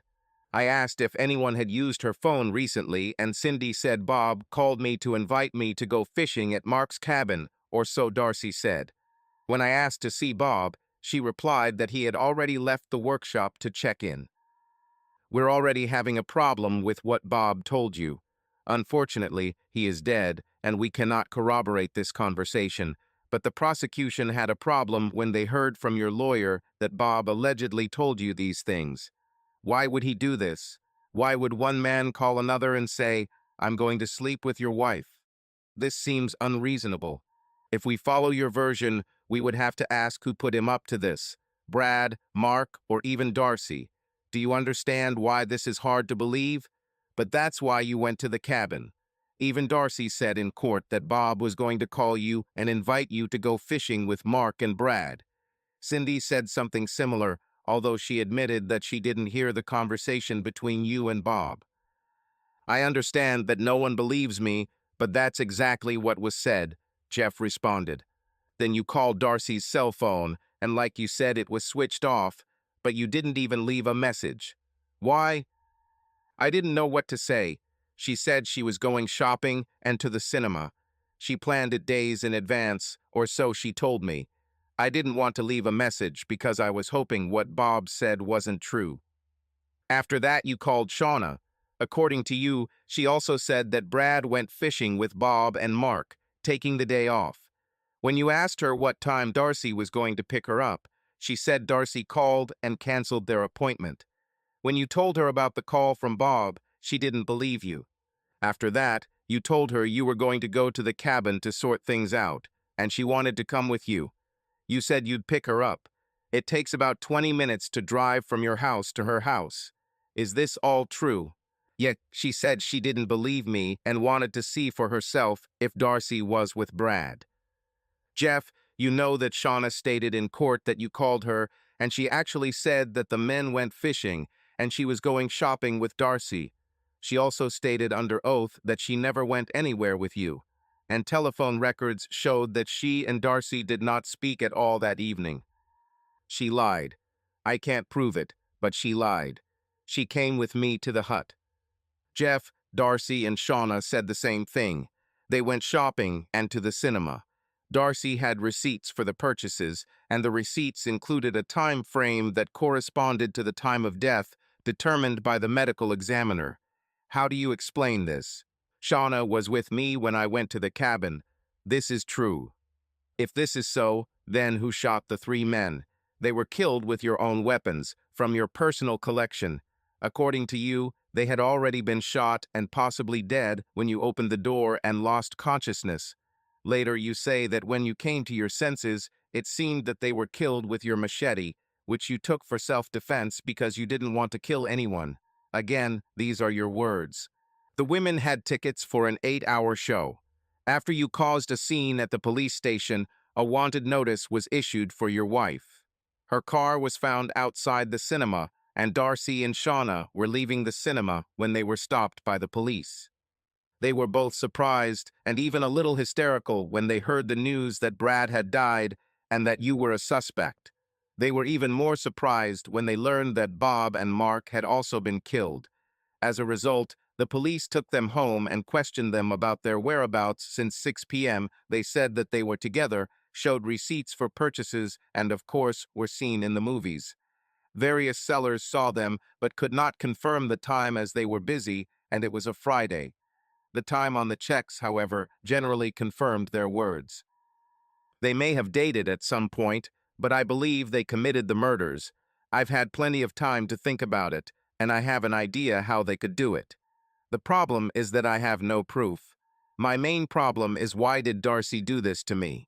Why did Shauna help her? Jeff, we may not have the best forensics team, but our investigators are very good. They carefully check every little detail. The only thing on the weapon was your fingerprints. There were no other fresh prints in the hut other than yours and the 3 dead. Jeff, one of the prosecution witnesses, stated that Darcy, being so small and fragile, could not physically swing a machete like that. In his opinion, it would take the strength of a man to deliver such blows. I agree, but Shauna is an athletic woman. I think she could handle it. Again, Jeff, this is just speculation. Why would she use your machete on her husband and his 2 friends who might already be dead when you got there? This doesn't make sense. And once again, Darcy and Sean were seen at the mall and movie theater. Joe, I already told you that Shauna often spent time at our house. I even said I didn't believe she loved Brad. Thinking back, I remember how often she would discuss Brad and Darcy when she thought I couldn't hear them. I could hear them talking through the vents, even when they spoke quietly. One day I heard Shauna say, "I hope this ends soon. I can't play the role of the naive wife anymore, knowing that he's constantly cheating on me." At the time, I wasn't sure what she was talking about. I thought she hoped he would stop cheating, but now I have reason to believe it was related to his murder. Why didn't you tell this in court, or at least to your lawyer? Look at all the things I told him, and there was not a single piece of evidence to back it up. Who would believe me? Who will believe me now? I can answer this question. No one. I knew he was right. No one believed him then, and no one will believe him now. Even I can't say I believe him. There is simply no evidence to support any of his versions. I told him that he could tell me how he imagined what happened. I think the guys actually told Darcy that they knew about her relationship with Brad. She had thought through this plan with Shauna from the very beginning. As I've said many times, I don't know why she did it, but I'm sure she did. She agreed to meet them at the cabin, and of course, they immediately jumped at the opportunity to finally get what they wanted from her. As I said, she was a good actress. I think they called me just to show off and brag about what they were going to do. They always bugged me when it came to Darcy. They were ready to do anything to separate us. You could see it in the envy in their eyes when they saw us together. I think Darcy knew I would call Shauna if I couldn't get through to her, which of course I did. As for the weapons in my safe, only 3 people knew the combination. Me, my father, and Darcy. I think she took the gun out of the safe in the morning, or perhaps came home for lunch and took it. I have so many weapons in my collection that I wouldn't notice one was missing unless I specifically checked. Before I went to get Shauna, I went to the closet and picked up a machete. I swear I only took it for protection, not to kill anyone. I was only going there to find out if what Bob said was true. When I went to see Shauna, I was in a terrible state. She gave me some pills and said it was to calm me down. Now I think it was some kind of substance. I've read about these, and they work in about 20 minutes for a person of my size. I would pass out for about 45 minutes to an hour. I think that's why Shauna was worried about how I would get to the cabin. She hoped that I would still be able to get there. I think when I picked up Shauna, Darcy actually went to the cabin, and when she came in, she shot all three men. I don't know if they were already dead when Shauna and I got there. It is clear that they were already lying on the floor. I think after she shot them, Darcy left the gun there. She was most likely wearing gloves, just like Shauna. Darcy then drove to the mall, which is only 15 minutes from the cabin, and quickly made a few purchases. At this time, Shauna and I arrived at the hut. I was unsteady on my feet and lost consciousness as soon as I opened the door. I think Shauna took the machete. If they weren't already dead, they would definitely be dead after this. I don't know how she got away, but most likely, after making a few purchases, Darcy came back for her. They then returned to the mall and tried to make themselves noticed. At 8 o'clock, they went to the cinema. After that, this whole game started when the police told them what happened. Darcy played the role of a faithful wife, hired me as a good lawyer, and supported me, although I partially blamed her. She told people that I must have lost my mind for a while because I couldn't remember anything. I was taken to the police station and interrogated. The effect of the drug had already worn off by that time, so nothing was found in my tests. The lawyer Darcy hired for me was expensive, so I signed a power of attorney so that the money would be available for my protection. After Shauna and Darcy were questioned, they were told that they too should hire a lawyer to protect their rights. They hired a female lawyer. Darcy couldn't use my lawyer because he accused her of being an accessory to the crime. Of course, the jury did not deliberate for a long time. They found me guilty of 3 counts of first-degree murder. The rest is history. I already explained to you that Darcy did not want to raise our son and gave him to my mother. She remains married to me because of the prenuptial agreement. It looks like I lost on all fronts. At least my son is safe and will be raised by my parents. They lost a son but gained a grandson. I listened to everything Jeff said. His theory might have made sense, but there was absolutely no evidence to support it. I promised him that I would publish his version because that was our agreement. I did not write a book about this because no new evidence was found. He thanked me for taking the time to listen to him. The prosecutor received a copy of this interview and agreed that there was nothing in it that would change his opinion. Jeff's version might be possible, but who would dare go against Darcy or Shauna based solely on his words? To be fair, his parents loved him, but even they had a hard time believing his story. I wrote articles and several books as a hobby. I had a regular job to support my family. I managed a hardware store for a large company. I promised Jeff that I would continue to look in my spare time in case something had escaped the investigators' attention, but 9 months had passed since then, and I was almost sure that I would not find anything.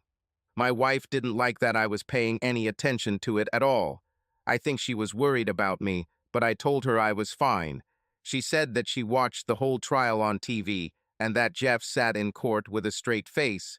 He barely moved, only slightly shaking his head no when he disagreed with any statements. I told her that he seemed to be sincere in what he said, but agreed that there weren't many people convicted who didn't claim to be innocent. I was going to keep my promise, check a few facts, and see if I could find something that could come to Jeff's defense. Over the next 6 months, I tried to talk to various people who were involved in this case.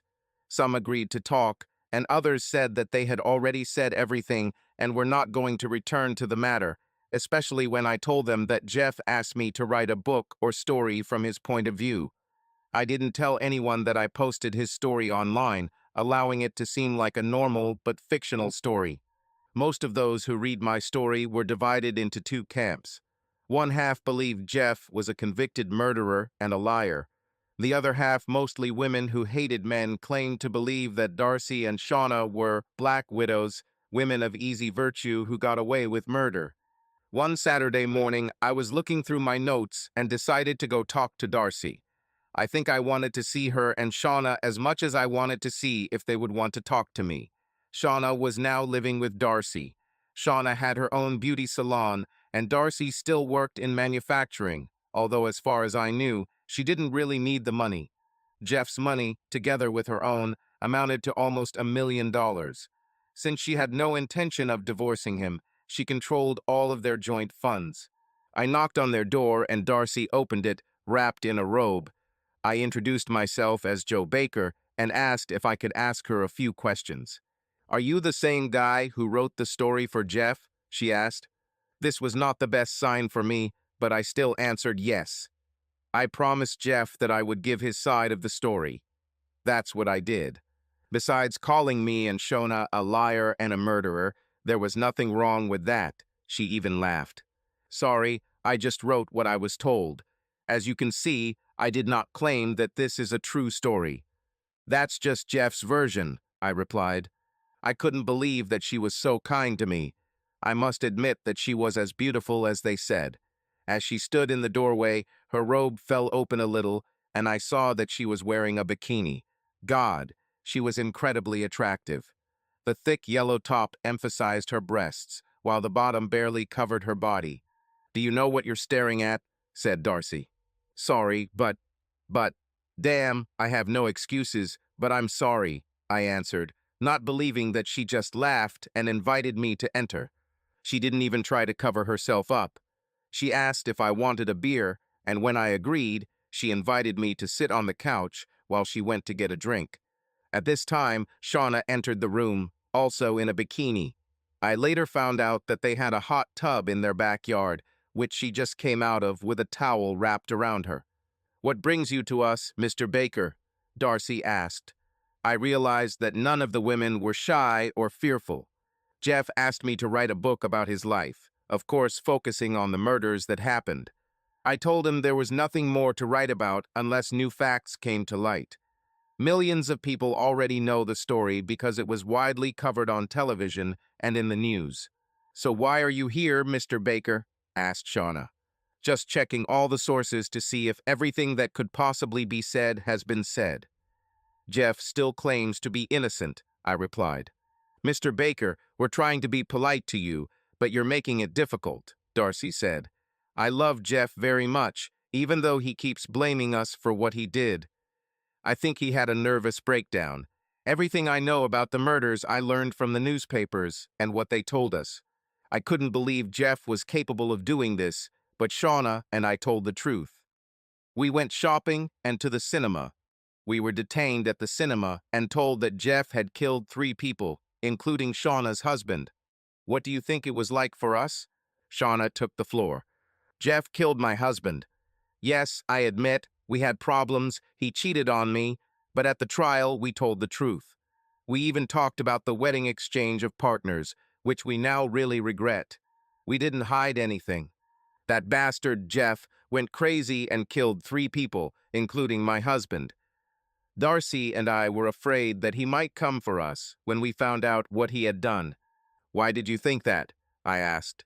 "He must have gone mad for some reason," Darcy replied. "He told the police he was going home. We were afraid that he might come for us. I don't know what made him so angry." "Were there any moments in his story that corresponded to the truth, except for the fact that he accused you of murders?" Shauna replied. "There was a grain of truth in most of his words. Yes, Darcy and I love to flirt. But after the wedding, we were not with anyone except our husbands. We even admitted in court that we made a mistake by doing this on their honeymoon. Everything else is a lie. I've never been with him before. I don't know why he said that.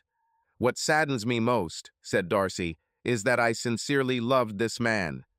And he puts forward some idiotic theory and blames Shauna and me. I don't understand why he does this. I tried to support him throughout the trial, but he still believes that I was involved in this. He was the one who went to that hunt alone. Shauna was with me, and it was proven. These were his weapons from his own weapons cabinet. He was the one who was caught leaving the crime scene, but he still blames us. Mr. Baker, could you please leave? I think you've heard enough. You've upset Darcy, and we're trying our best to get over it. Everything you need can be found in the court records," Shauna said. "Last question, if I may. Honestly, I'm surprised that you are still close friends and live together." "I'll answer that question," Shauna said. "Darcy and I have been friends for many years. Her husband killed my husband and his friends. I came from Denmark, and Darcy has practically no relatives. We became friends, and I in no way blame her for these terrible murders. I have no one here, and neither does Darcy. This event only brought us even closer. One more question. Darcy, why did you give away the child? It's not your damn thing. Shauna answered for her. Shauna, stop it. I'll tell you, Darcy said. I've always been a loner. I didn't want to get rid of the pregnancy, but I also didn't want to raise the child alone. Jeff's parents kept suing for grandparent rights, demanding the right to see their grandson. This continued throughout the trial. After he was found guilty, I wanted nothing to do with his family. I wanted them out of my life, especially his father, who hated me from the very beginning. I decided that it would be better to give the child to be raised by them and continue to live. It was the hardest decision of my life, but it was the best for the child, she said, with tears in her eyes, and she asked me to leave. Mr. Baker, I hope we never see you again, Shauna said as I left. There are a few things worth mentioning here. These women were polite to me, even though they shouldn't have been. They looked as good as I had heard. Both were the kind of women men dream of. They seemed quite convincing, but something bothered me. They were very close to each other. Some said they were gay, which may have been true, but they also went on dates with men, which could indicate that they liked both men and women. What confused me the most was how well they got along. I had a vague feeling that there was more to their dating story than they told. I decided that I would investigate in my free time. When I got home from visiting Darcy and Shauna, I couldn't stop thinking about them. Now I understood how Jeff felt. When you see and talk to such women, your brain simply switches off and all your thoughts are focused on sex. My wife came into the room and I kissed her. What got into you? She asked. Have you seen enough of the video? The children are not at home. Let's go make love, I replied. She laughed, but I hugged her and kissed her again. Her body wasn't like Darcy's or Shauna's, but she looked great and she was mine. We went to the bedroom. Joe, what's gotten into you? I want to make love to my wife. This is bad. You're probably writing your dirty stories again. She laughed. When I wrote some of my stories, I was filled with excitement, and on such nights I usually had sex with Julie, my wife. I just told her yes, that I was writing. I wasn't going to tell her that I had just left the house of two hot women in bikinis. Joe, what's gotten into you? We haven't had sex like this since, I don't even remember. Probably before our children were born. Joey is already 8 and Mandy is 6. Is there something we need to talk about? I admit I liked it, but something clearly made you do it. Let's take a shower and I'll try to explain everything. Better go first. If we take it together, I can't guarantee it won't happen again, I told Julie with a smile. After we both showered and drank coffee, I told her that I went to talk to Jeff Johnson's wife. Why did you do this? Asked Julie. I thought you had already finished writing about this case. Don't know. On the surface, it seems like a simple matter, but it seems to me that something is wrong with it. All the evidence points to Jeff Johnson's guilt, but these two women were too calm, too confident. Okay, what were they wearing when you met them? Asked Julie. You can't hide anything from her. Both were in bikinis and weren't shy about showing off their bodies. Everything Jeff said about them in this regard is true. They could easily lure any man into their networks. So you think they're like black widows? Darling, yes, I think so. I'm sure there's something more to this case. I need to help open a new store in Illinois next week, and I thought I might try to figure something out there. Darcy is from Illinois. Joe, promise me you won't see these women again. The sex after the meeting was amazing, but I'm worried about you. If they actually killed these men, they may perceive you as a threat. Julie hugged me and kissed me. I promise. I'll only do my research online and maybe go to the library in Illinois to look up something in the archives. But I promise to stay away from Darcy and Shauna. Can we leave post-sex? Julie asked with a smile. I can guarantee you that. I may have taken you for granted during our 10 years of marriage, but that won't happen again. I will make love to you until you tell me to stop. I'll never say that, Julie said. You won't tire me. God, how I love this woman. Reflecting on this matter made me realize how lucky I am. The next week, I went to Illinois. We were opening a new store, and I had to help train the new staff. This left me with a lot of free time that I could devote to investigating Darcy's past. I hoped to find a reason why these men were killed. At this point, everything pointed to revenge on Jeff's part, but he insisted so stubbornly that he was not guilty. I had already spoken to Jeff's father, and he had given me all the information he could find about Darcy until he came across classified documents about her childhood. He had records of the school and college she had attended and ordered a background check on her, but no wrongdoing was found. I decided to start with this data. I went to my local library and found the yearbook section. Her second to last class had her name listed, but her photo was missing. She probably didn't have any money for the photo. I was lucky to find several group photos of her. She participated in the choir and was in the drama club. In graduation photos, the situation was the same. There was no personal photo, but she was again captured in several group photos with the choir and played the leading role in the school play. I flipped through the issue, jotting down names, hoping I could find one of her classmates to talk to. I was surprised when I came across the name Shauna Rosenquist. She was an exchange student from Denmark. Her photo made it clear to me that this was the same Shauna who later married Brad Skinner. I tried to remember her last name at the wedding, and it seemed it was shorter, like Lund or Lan. Then I remembered her last name at the wedding was Lund. Now she was Shauna Lund, and then she became Skinner. I wondered if she had been married before or why she changed her last name. Now I had information on which to base questions. I asked the librarian if she knew any of the people whose names I wrote down. The first thing she said was that she remembered it being shown on TV that Darcy's husband had killed several people. I assumed that many people were probably following the trial since Darcy was from this town. Because of the wide publicity of the case, even after 8 months, people were willing to talk to me. Everyone said pretty much the same thing. In her penultimate year, Darcy was a loner. She didn't have many friends, and although she was involved in drama and choir, she didn't spend time with other students. Many guys who knew her said she was attractive, like a fox, and asked her out on dates, but she didn't seem to date anyone. One guy mentioned that she was a foster child, and one day when he was talking to her, she said that she was staying with a couple named Dolly and Ed Davis. I looked up Dolly and Ed Davis in the phone book and went to talk to them. They were an elderly couple who had been raising adopted children almost their entire lives. They agreed to talk to me. Darcy lived with them for only 2 years. They said she was a very troubled girl. Her parents died when she was 3 years old, and she ended up in the foster care system. Darcy was a real loner. The following year, they welcomed an exchange student, Shauna Rosenquist, from Denmark. From the day she moved into their home, Darcy had changed. In appearance, they were complete opposites, but both were beautiful in their own way. They quickly became best friends. We were so happy for them both. Did they spend a lot of time together? I asked. They were like Siamese twins, inseparable.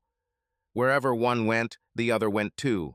Darcy's studies improved, and she was accepted into several colleges. She was a very smart girl. We were proud of her. She has completely changed. I think Shauna played a big role in that. Do you know anything about her childhood? I asked. Not really. Her mother and stepfather died when she was 3 years old. After that, she moved from one foster family to another. We usually take older children who have fallen on hard times, try to surround them with love, and help them transition into adulthood.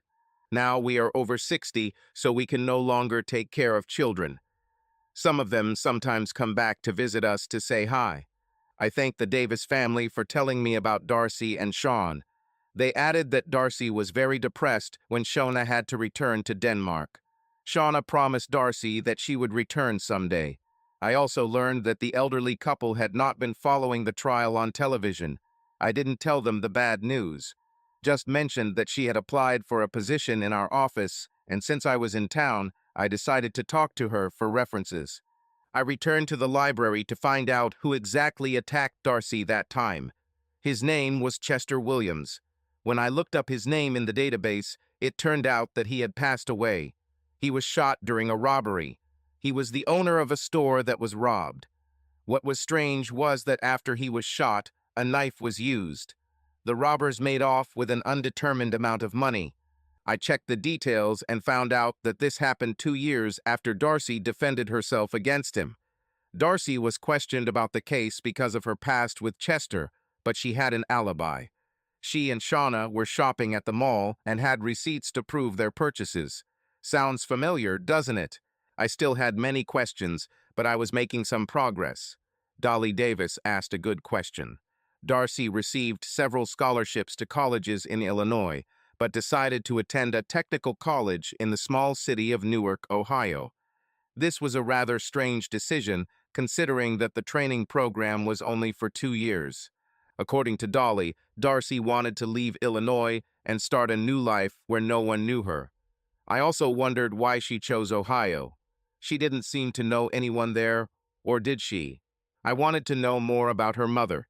Jeff told me that she was raised by her mother until she was 3 years old. At least that's what she was told. I returned to the library and began searching the newspaper archives for the period when Darcy was about 3 years old. I was looking for accident reports. I had no luck with the last name Adams. I started looking at incident reports week after week. Finally, I came across an article about an accident in which a couple, Carl and Meredith Holder, died. I opened the article and read that this couple was killed when their car collided with a car driven by one Harold Johnson. The article stated that there was another passenger in the car, a 3-year-old girl named Darcy Adams, the mother's daughter. She was taken to the hospital with minor injuries and then transferred to the guardianship service. I was stunned when I read that Harold Johnson was from Newark, Ohio. Suddenly, I realized that it was Jeff's father, and it was his car that collided with the Holder's car 20 years ago. No one would understand this, since Darcy's mother's last name was different. The article also stated that Carl Holder ran a red light. He was intoxicated. There were no witnesses to the incident. Harold Johnson claimed that Carl ran a red light, hit his car on the right, and then their car hit a pole. Carl and his wife died instantly. This information explained a lot. I was sure that Harold Johnson did not realize that Darcy was the daughter of people who died in a car accident 20 years ago. I believe it was sometime during her second to last and final year of school that Darcy started looking for information about her past and came across this article. Perhaps it was then that a plan for revenge matured in her head. I made copies of all the information I found and recorded my conversations with various people. Now I was wondering how Shauna ended up married to Brad and whether Jeff and Darcy's meeting was truly an accident. There were a lot of scenarios running through my head, and it was making me dizzy. I think it's a side effect of being a writer. When I got home, I showed Julie all the information I had found. Instead of being happy, she was scared. "Joe, maybe that's enough? You wrote your story, it's over. Let's just move on with our lives." "What's wrong, Julie? I thought you would be proud that I was able to find such information." "Joe, I'm scared. If these women really could be involved in the deaths of other people, and you claim that they could be involved in this case, they may come for our family. Case closed. You kept your word and wrote history. Can't we just leave it?" "Darling, everything will be fine. I'll just do a little research in my free time. You know me, I can't stop when I find details like this. I promise I'll be careful. Promise me that you won't date these women again." "Oh, so this is our jealousy?" I knew she wasn't jealous, but I tried to joke a little. "Joe, don't joke like that. You know these women can be dangerous. If they find out you keep checking on them." She had tears in her eyes. "Honey, it's okay. I promise I won't meet them again. I will only search on the internet. I promise that I will not contact them. I will never allow anything to threaten our family. I won't put you and our children in danger. I'm just afraid that you've already put us in danger. Please be careful, Joe. This is not one of your fantasies from books. We talk about our lives. I hugged and kissed my wife. I felt that she was nervous and worried. I will do everything I can to protect my family. But I also understood that I could not leave this matter unresolved. I was going to find out even more. I had an acquaintance, well, not really an acquaintance, but rather a fellow writer living in Denmark, with whom I chatted several times. It was a chat for authors, where writers asked questions and helped each other with texts. I wrote to her, or as I thought to her, because you never know when people have aliases, asking for a favor to do a background check on the names Shauna Lund and Shauna Rosenquist. I explained that I was writing a nonfiction story and needed to gather information about the woman who used these two names. Any information she can find will be very helpful. I couldn't believe how quickly she responded. Apparently, she knew someone powerful or worked in the government. She reported that Shauna Rosenquist was an orphan. Her parents died in a car accident when she was 10 years old. She lived with her grandparents for 2 years, but they could not cope with her. She became a difficult child. Sounds familiar, doesn't it? She later became a ward of the state and moved from one foster family to another. The government promised her that for her final year in their high school system, she could participate in a student exchange program and spend her final year in the United States, but only if she learned to keep her temper under control. So she did. She went to the USA for a year on a student visa. I knew what happened that year thanks to her classmates and a conversation with her adoptive family, the Davises. Sweet Madge, that was her nickname, also reported that, judging by the records, Shauna returned to the United States the following year. She studied cosmetology courses, which she began in America. Her goal was to save enough money to move to the United States. 3 months after returning to Denmark, she married Victor Lund. Almost nothing was known about her marriage, except that Lund was an accountant and was 40 years old. According to records, Victor died 3 months after the wedding in a car accident. His car crashed into a pole after its tire blew out. No signs of a crime were found. He left all his property, about $100,000, to his young wife, Shauna Lund. 6 months later, she sold all her property and returned to the United States. We later received notification that she had applied for us citizenship 5 months ago. I hope this information helps you, Sweet Madge wrote to me in an email. I thanked her and said that this information was invaluable. Now my guesses and intuitive suspicions began to form a complete picture. By collecting all my notes, I was able to get a fairly complete picture of the lives of these two troubled girls and now very rich women. I continued to check their backgrounds in every possible way using the names, dates, and other information I received. Julie kept asking me when I would finally stop so we could get back to normal. I explained to her that I was simply putting the finishing touches on the data. I promised her that she would be the first to read my theory. I tried to write in the evening when my family was already asleep. It was clear to me that this matter had been bothering Julie ever since I met these women. She said that I was too carried away with this investigation, and she was right, but I felt I had to see this through. I promised that I would not contact Darcy and Shauna under any circumstances. Most of what I write here are my thoughts and guesses about the relationship between these two women, and much of the information could be documented. I continued to check their background using every method available. I found out that during her sophomore year of college, Darcy had a roommate with whom she shared living expenses, and it was Shauna Lund. While Darcy was in college, Shauna completed her cosmetology course and received her certification. She worked in a salon near college. Clients said she was very good at her job. There were also quite a few men getting their hair cut there, but they were probably attracted not only by the hairstyle, but also by her appearance. Darcy got a job at a manufacturing company. It was not difficult for her to find this job. In addition to the fact that she was a magnificent beauty, she had excellent secretarial skills. She quickly became popular and dated several men, but as I mentioned earlier, she didn't take any of them seriously. Perhaps Shauna talked to her about her visa being expiring again. Darcy helped her fill out the necessary paperwork to obtain citizenship, but they were afraid they wouldn't have time to get everything done before the visa expired. It was then that Darcy proposed that Shauna get married. This would give her time to complete her studies and prepare for the citizenship test. Darcy promised to help her with the preparations. Now they needed a simpleton, someone who considers himself a gift from fate for women. Darcy met with Brad several times and was confident that he was perfect for the role. Plus, she knew that Brad studied with Jeff Johnson, whom she wanted to get to know better. Darcy introduced Shauna to Brad. Less than a week later, Brad was already showing off his new girlfriend. When Shauna mentioned that she might have to move back to Denmark in 4 months, Brad panicked, afraid of losing his girlfriend. Shauna explained to him that the only way to stay in the US was to get married, and that she was working on her paperwork to become a citizen. Brad didn't want to lose her and proposed marriage to her. They set a wedding date, they would be married in front of a judge, and then they planned to have a big reception so Brad could show off his new bride. It was at this meeting that he met Jeff.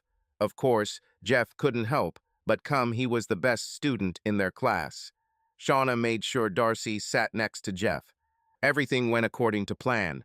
Jeff, a quiet and insecure nerd, could not resist Darcy's beauty. He could not even dream that he would be next to such a woman. At this stage, as far as I know, everything was going as planned. All of these men were pawns in a game of revenge against Jeff's father, Mr. Johnson, whom Darcy believed was responsible for her parents' deaths. Darcy and Shauna went through similar experiences, and after meeting at the Davis home, they became best friends as they learned each other's stories. They then met again in Ohio and decided to carry out Darcy's plan of revenge. The target was Harold Johnson. Darcy found out that he only had one child and was going to take him away so that he would understand what it was like to lose his only son. Thus began their plan. Shauna married Brad, although she was not particularly attached to him. These women were smart, and Shauna quickly learned that Brad still walked to the left. Darcy watched his every move when he was late or went home. Darcy started dating Jeff. At first, she simply led him by the nose, but it seems to me she gradually began to experience some feelings for him. He did everything for her, he treated her like a queen, and did not refuse her anything. At some point, she was faced with a choice: love for Jeff or revenge on his father. Part of what complicated things was that Shauna was already involved in the plan. Darcy proposed marriage to Jeff, and the rest, as they say, was history. I think she didn't really want what happened on their honeymoon to happen. She had real feelings for her husband, and that is why she apologized to him for allowing what happened. Shauna apparently pushed her to get rid of men, constantly reminding Darcy of this. Eventually, they decided to take action using the script Jeff suggested. When it came to the actual murder, I think it might have happened exactly as Jeff described. The only problem was that Darcy fell in love with Jeff and didn't want to kill him. I think she convinced Shauna to let him live and frame him. This way they could remain innocent and avoid suspicion. I spoke to several male friends who liked to go to parties. Every week they attended a private club where only members and their guests were allowed. They told me that almost every Saturday Darcy and Shauna were there too. The club was in Columbus, 45 miles away. They danced with each other and with different men. My friends said that they even danced with these sirens themselves. Most of the men did not know that they were somehow connected with the murders because a lot of time had passed since then. My friends said that the girls were very seductive and flirty. Men often invited them on dates, but they always received a polite refusal. I had nothing more to write about these women except that they lived like queens. They had a beautiful apartment, a new pink Corvette, and, according to my friends, they dressed to look incredible. I typed my report and my wife read it. "Joe, what if they find out you wrote this report? We may be in danger." "Don't worry, my name is not mentioned anywhere in this report. I'm going to give it to Harold Johnson. Maybe it'll give him and Jeff some peace of mind. Also, I'm not sure about the law, but perhaps this could give Jeff a chance to appeal. You should be glad because I'm officially ending this story." Julie kissed me and we went to celebrate. We took the kids and headed to Red Lobster.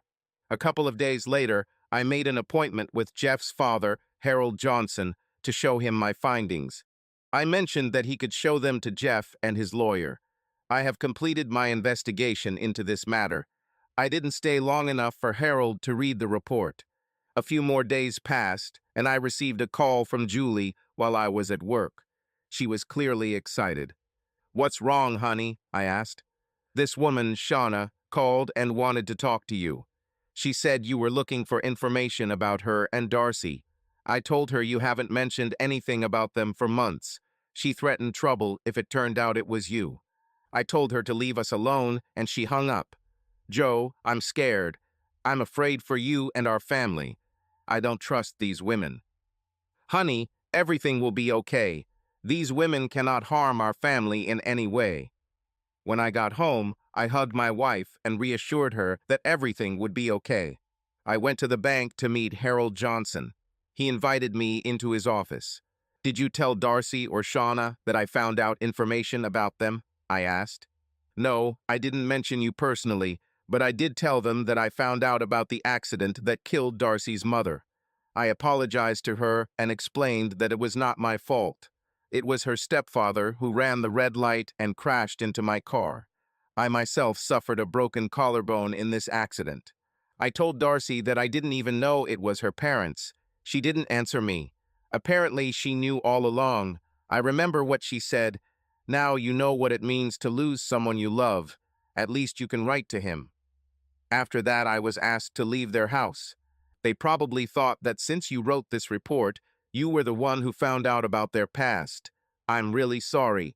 I gave copies of your report to Jeff and his lawyer. I left the bank, but now I was worried. I didn't know how serious these women were and how far they were willing to go for their revenge. Everything I learned about their past spoke in their favor. Now I began to seriously worry about my family. The last thing I wanted to do was call these women. I wanted them to forget about us. Over the next week, this anxiety tormented me more and more. I started noticing that I couldn't sleep, and I realized that this was also bothering Julie. On Saturday night, I tossed and turned in bed and could not sleep. I didn't want to bother Julie, so I got up and lay down on the couch. It didn't help, and then I decided to just go for a ride. I often did this when I wanted to calm my nerves. At 3 o'clock in the morning, I stopped at Denny's and ordered breakfast. After that, I went home, snuggled up to Julie, and fell asleep. The next morning, Julie asked where I had gone, and I explained that I needed to clear my head, so I went for a drive. I showed her the receipt from Denny's where I ordered a full breakfast. Around lunchtime on Sunday, a friend of mine called me in Columbus. He asked if I had watched the news. I answered no. My family and I go to church on Sundays and just got back. "What's so important, Jim?" I asked. "Those two women, Darcy and Shauna, were found dead this morning. Their pink Corvette appears to have been run off the road. Police are questioning those who were at the club the night before to see if anyone was following them on their way home. They had a habit of annoying men with their flirting. My friend and I were just interviewed. We have witnesses that we stayed at the club long after they left." Julie asked who called me, and I said it was one of my friends from Columbus. She met several times with Jim, who manages one of our Columbus locations. I asked her to turn on the news channel from Columbus. They said that early in the morning they found two women whose car had slid or was knocked off the road and fell into a ravine, which led to their death. Further news reports described these women. It was Darcy and Shauna. Their car was discovered by a police patrol who noticed damage to the fence. The case was still under investigation. Julie was shocked, but seemed almost relieved. She hugged me tightly. On Monday, Harold Johnson called me and said that he had also been questioned about the accident. He said that at that time he was at home and sleeping. He has enough people who could do his dirty work for him if necessary. By Wednesday, an older man, about 75 years old, showed up and said he had been on that road that night. He remembered the pink Corvette and the two beautiful women passing him on the highway. Shortly after, he was overtaken by a truck, but he could not remember anything other than that the truck was white. A couple of miles later, he saw a hole in the fence and what appeared to be smoke or dust rising into the air. He was about to stop, but his wife told him to move on and not interfere. In addition, she recalled that he had been drinking and could be arrested. Later, remorse forced him to report what he had seen. His information wasn't very helpful, but the large tire tracks on the pink Corvette confirmed that the car had probably been run off the road. There were no other witnesses. Unless police find a truck whose tire pattern matches the tracks found, this case will remain unsolved. Nobody came to me with questions, and why would they? Few people knew that it was I who wrote the report describing what I thought might have happened. About 3 months passed before I heard anything new. I almost winced when I received a call from Harold Johnson. He asked me to meet him at the bank and suggested that I take Julie with me. He didn't say anything on the phone. Harold greeted us as we entered the bank. This was their first meeting with Julie. He invited us into his spacious office and invited us to sit down. He had something he wanted to discuss with us. "Joe, first I'll tell you the latest news. After Jeff was sent to prison and Darcy was granted power of attorney, she gained complete control of his finances. However, she made one mistake. She did not change the beneficiary in either the life insurance policy or the will. Consequently, the entire inheritance reverts to the original beneficiary, which is Jeff. My wife Claire and I were listed as alternate recipients. We met with Jeff, and he again gave us power of attorney. Of course, we now have custody of his son." "What about Shauna's inheritance? Who gets it?" I asked. "It will go to her grandparents and immediate family. This money will help them live out their remaining years in abundance." "This is good news, but why are we here?" I asked. "Jeff wants you to write his story. A true story, a book about the case, using evidence found at the crime scene, as well as his version of events. He would also like to include information you have collected about the past. He's willing to pay you $60,000 to write this book." My jaw dropped. For a home appliance salesman and part-time writer, this seemed like something incredible. I looked at Julie. "Darling, I promised you that I would end this story. The decision is yours. Do you want me to write it?" All the main characters in this story, except Jeff and Mr. Johnson, are already dead. We had nothing more to fear. "We agree," Julie said, smiling widely and hugging me. "Mr. Johnson gave us the signed transfer agreement and signed it himself. He handed me a check for $60,000, which I immediately gave to Julie. 'What is this for?' she smiled. 'Why are you giving it to me?' 'I've never had the 60,000th beauty, but I'm expecting her tonight.' She laughed and hit me lightly. I started writing the story. Julie asked me why I thought Bob and Mark were killed. I told her they were just pawns in a game. Jeff was the real target all along, but because Darcy loved him, she let him live. It was all for revenge against Mr. Johnson. Brad was the glue that brought everyone together, and Shauna just wanted to get rid of him. I concluded the book by informing readers that all evidence presented is hearsay and intuition. This still doesn't prove that Jeff didn't kill those three. His lawyer wasn't even sure that the facts presented would give him sufficient grounds for a good appeal. The problem, of course, was that both women who could have changed their testimony were already dead. I was asked in the book to suggest who the killers of these women might be. I included Mr. Johnson on the list even though he had an alibi. Perhaps it was someone I had never heard of, someone who was indebted to Mr. Johnson. Or maybe it was one of Jeff's former cellmates who had recently been released. Or perhaps it was someone from the club who was tired of beautiful, flirting women who always refused. I am sure that readers will have other versions. Honestly, I don't know if Jeff was telling the truth from the beginning. I promised Julie that from now on I would write only fiction and that I would never put our family in danger again. After I showed Mr. Johnson my early work, he hired a new lawyer for Jeff and asked me to discuss with her the details that Jeff believed might be misrepresented in the women's testimony. He also asked me to share with her what I had discovered during my own investigation. Jeff's new lawyer was considered one of the best lawyers in the country. Her name was Patricia.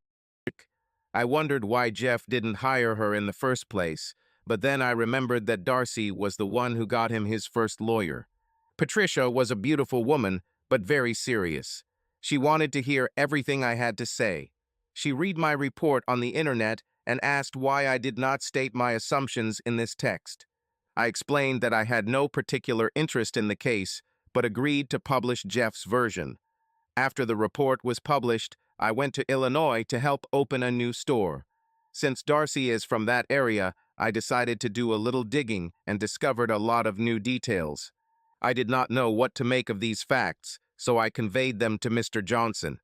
It was after this that Jeff asked me to write a book and include all the information that I discovered.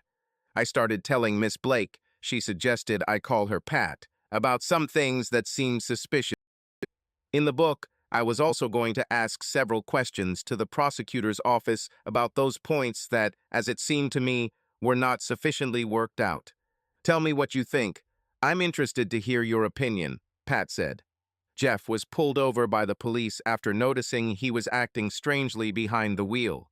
On the seat next to him lay a machete and a pistol. The police immediately ordered him to the ground and handcuffed him. They called for backup while continuing to ask him questions. Looking back, I asked myself, if I had just killed 3 people, would I have driven down the highway driving so recklessly and leaving the murder weapon in the front seat? The answer was always no. Some of the questions I asked myself were also asked by Jeff's lawyer, but he was never able to convey his client's position to the jury. Too much evidence pointed to Jeff's guilt. As I said, at first I also thought he was guilty, but now I think differently.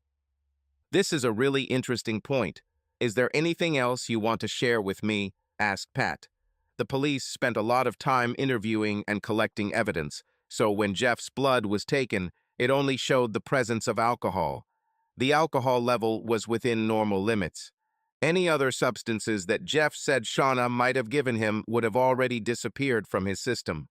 Also, when Jeff was allowed to wash himself at the station, he destroyed any traces of gunpowder residue, if there was any at all. This is exactly what the prosecution argued. They couldn't prove he fired the gun, but his fingerprints were on the weapon, and it was his gun.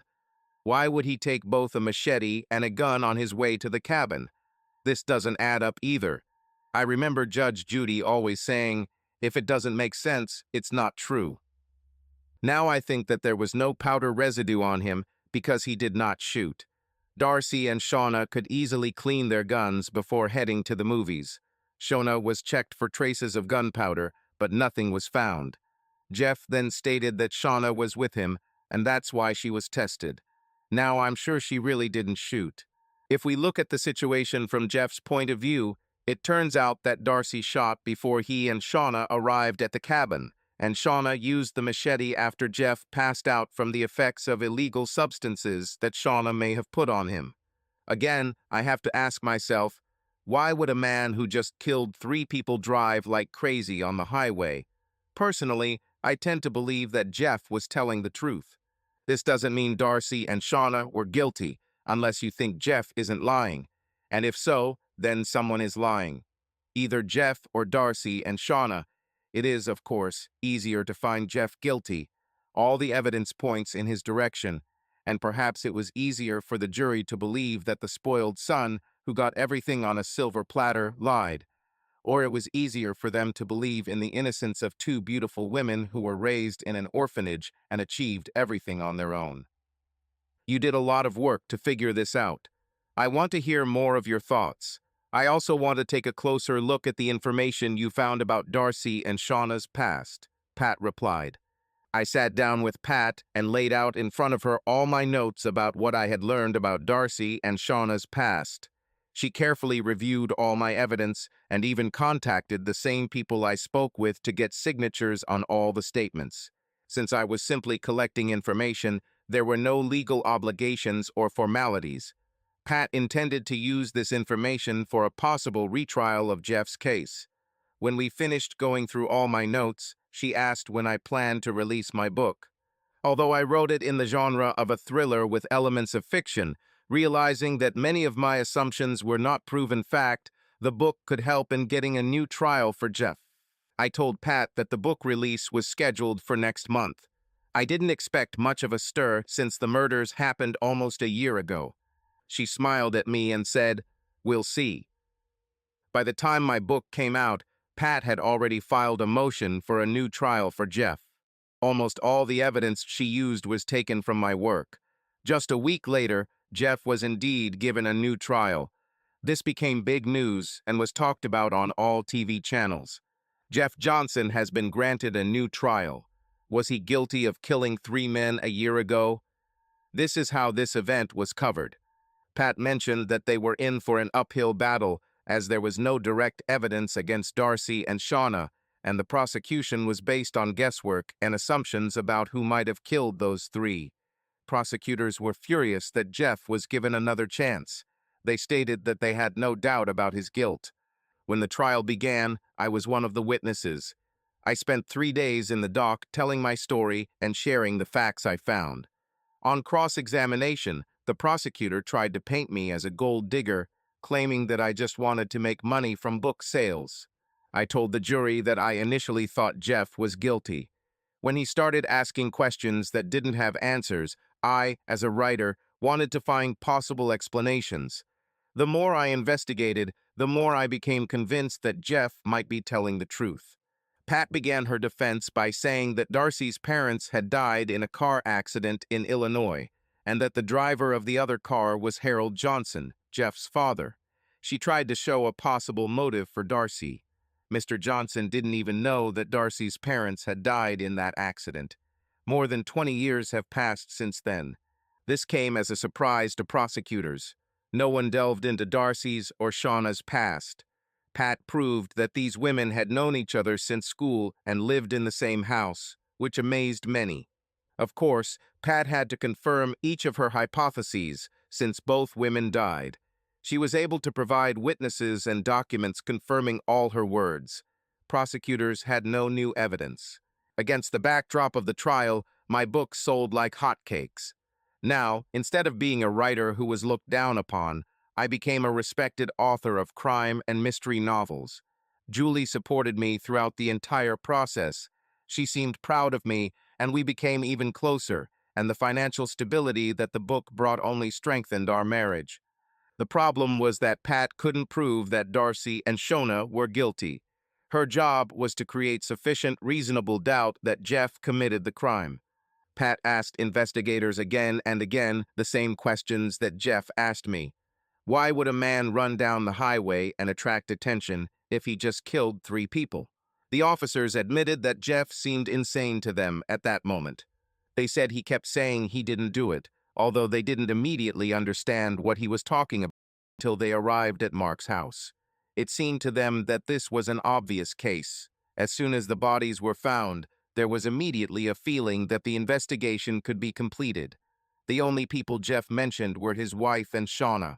They were both seen leaving the cinema. Their statements were consistent and inconsistent with what Jeff was saying. Pat delved into Darcy and Shauna's past. She mentioned incidents of violence against Darcy and found out that the man from whom Darcy had once defended herself with a knife was named Chester Williams. He subsequently died, shot during a robbery. He had a small store, and in the attack, the murder was identical to this one. The thieves took an unspecified amount of money from the cash register. This happened 2 years after Darcy shot him. She was questioned because of a previous incident, but she had an alibi. She and Shauna had been shopping at the mall that day and had receipts to prove the purchases. It's a very familiar story, Pat noted. And again, a pistol and a knife. Shauna returned to Denmark, got married, her husband also died, and she went to Newark, where Darcy lived. So many coincidences. Pat called witnesses to confirm the accuracy of all the information I gave her. She even invited a writer friend of mine from Denmark to authenticate the documents and tell Shauna's backstory. Step by step, Pat proved that Darcy and Shauna had known each other for many years, but did not tell anyone about it. Darcy introduced Shauna to Brad, explaining that she needed to get married in order to stay in the U.S. A few months later, she became a citizen. Later, during interrogation, Jeff said that he once overheard a conversation between Darcy and Shauna when they did not suspect that he could hear them. He claimed that Shauna wanted a divorce. The prosecutor accused Jeff of lying, saying he made up the conversation. The decision about who to believe was left to the jury. The prosecutor kept saying that Jeff was trying to pin the blame on two women who could no longer testify. Pat asked the jury to read all of Jeff's testimony at his first trial regarding Darcy and Shauna. She noted that although they denied all the allegations at the time, they would appear guilty if they accepted the truth of Jeff's words. Pat emphasized again and again that investigators did not make much effort to investigate further because they believed they already had the killer. She sought to sow reasonable doubt in the jury.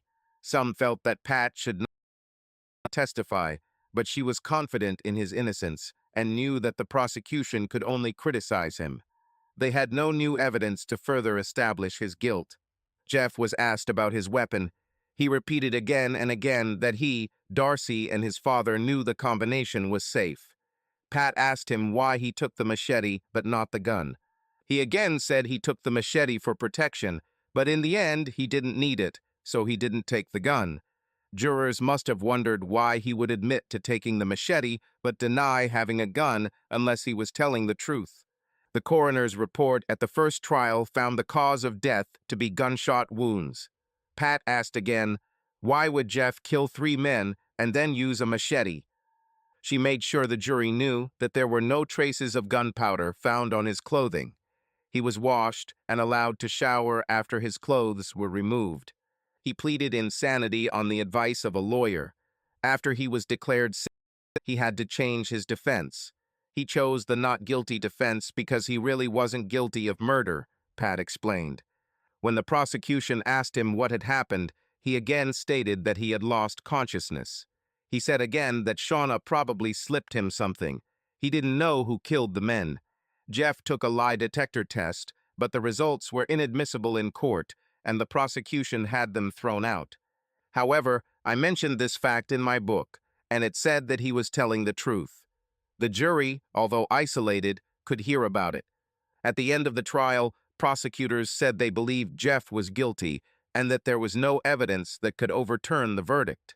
Pat gave a long speech. She explained in detail that these women had been friends for many years and hid it from others. She then explained how they both ended up in a small town in Ohio. The fact that they arrived exactly where the man lived, whom Darcy considered guilty of the death of her parents, already looked suspicious. Pat mentioned both the robbery and the death of Chester Williams, the man who had once bullied Darcy and whom she had once stabbed. 2 years later, he was killed. Then she met Shauna, helped her find a man for a fictitious marriage, and then it turned out that Brad knew Jeff Johnson, and thus Darcy met him. Jeff was revealed to be the son of Harold Johnson, whom Darcy held responsible for her parents' deaths. Harold Johnson testified and said he spoke to Darcy after he found out who her parents were. According to him, Darcy and Shauna just laughed and said that now he understands what it means to lose someone you love. While Jeff was on the stand, Pat asked him why he thought the women spared him. Darcy and I started dating. At first, she just played with me. But over time, I felt she developed real feelings for me.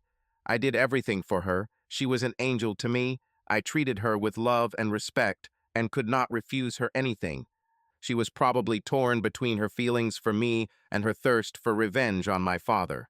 Plus, Shauna apparently insisted on getting rid of the men. Finally, one day they decided to put the plan into action. When it came to the actual murder, I think everything could have happened exactly as I expected. The only problem was that Darcy loved me and didn't want to kill me. I think she convinced Shauna to let me live and frame me. This way they could remain innocent and not arouse suspicion. Each side presented its arguments. Now everything depended on the jury. The question was, who do you believe? Jeff sat with his head down and his parents sat behind him. Pat has put together a very strong case. Things might have turned out differently if she had been his lawyer from the very beginning, but she wasn't. Her goal was not to prove the women's guilt, but to sow sufficient reasonable doubt that Jeff committed the murders. The jury deliberated for 3 days. Finally, we learned that they had reached a verdict. We returned to the courtroom. Julie held my hand. Now she also believed that Jeff was innocent. The jury looked very serious when they returned and took their seats. Jeff was asked to stand with his attorney, Patricia, and face the jury. "Have you reached a verdict?" asked the judge. "Yes, they did," answered the foreman of the jury. "What do you say?" The judge took a sheet of paper from the secretary's hands. "We find the defendant Jeff Johnson not guilty," the sergeant major said. They repeated this 3 times, separately naming each of the dead Brad, Mark, and Bob. We watched as Jeff sat down and began to cry. Pat hugged him as his parents approached him. Julie started crying too and hugged me. She knew that my persistence in the investigation and all the facts I found helped Jeff. Harold Johnson came up to me, shook my hand, and thanked me again and again. There were tears in his eyes too. In the evening, a celebration was held at the Johnson house. For the first time, Jeff was able to hold his son in his arms. However, he still felt pain because he truly loved Darcy. Julie and I believed that in time he would find new love. He truly was a good man. The murders were classified as unsolved cases. Now investigators could not question either Darcy or Shauna, and they had no new suspects. They never managed to find out who knocked the women off the road. I will reveal this secret. It was me. I used a company truck that came from our Indiana shop, and the tires had already been replaced. I knew I wouldn't let these women hurt my family. After they threatened Julie, I was sure of their guilt. Now, this is my burden, but for the safety of my family, I am ready to bear it. Subscribe to our channel so that your love doesn't cheat on you, and go ahead and listen to the next story, because this story is nothing compared to the next one. If you're under 18, don't even think click to the next one.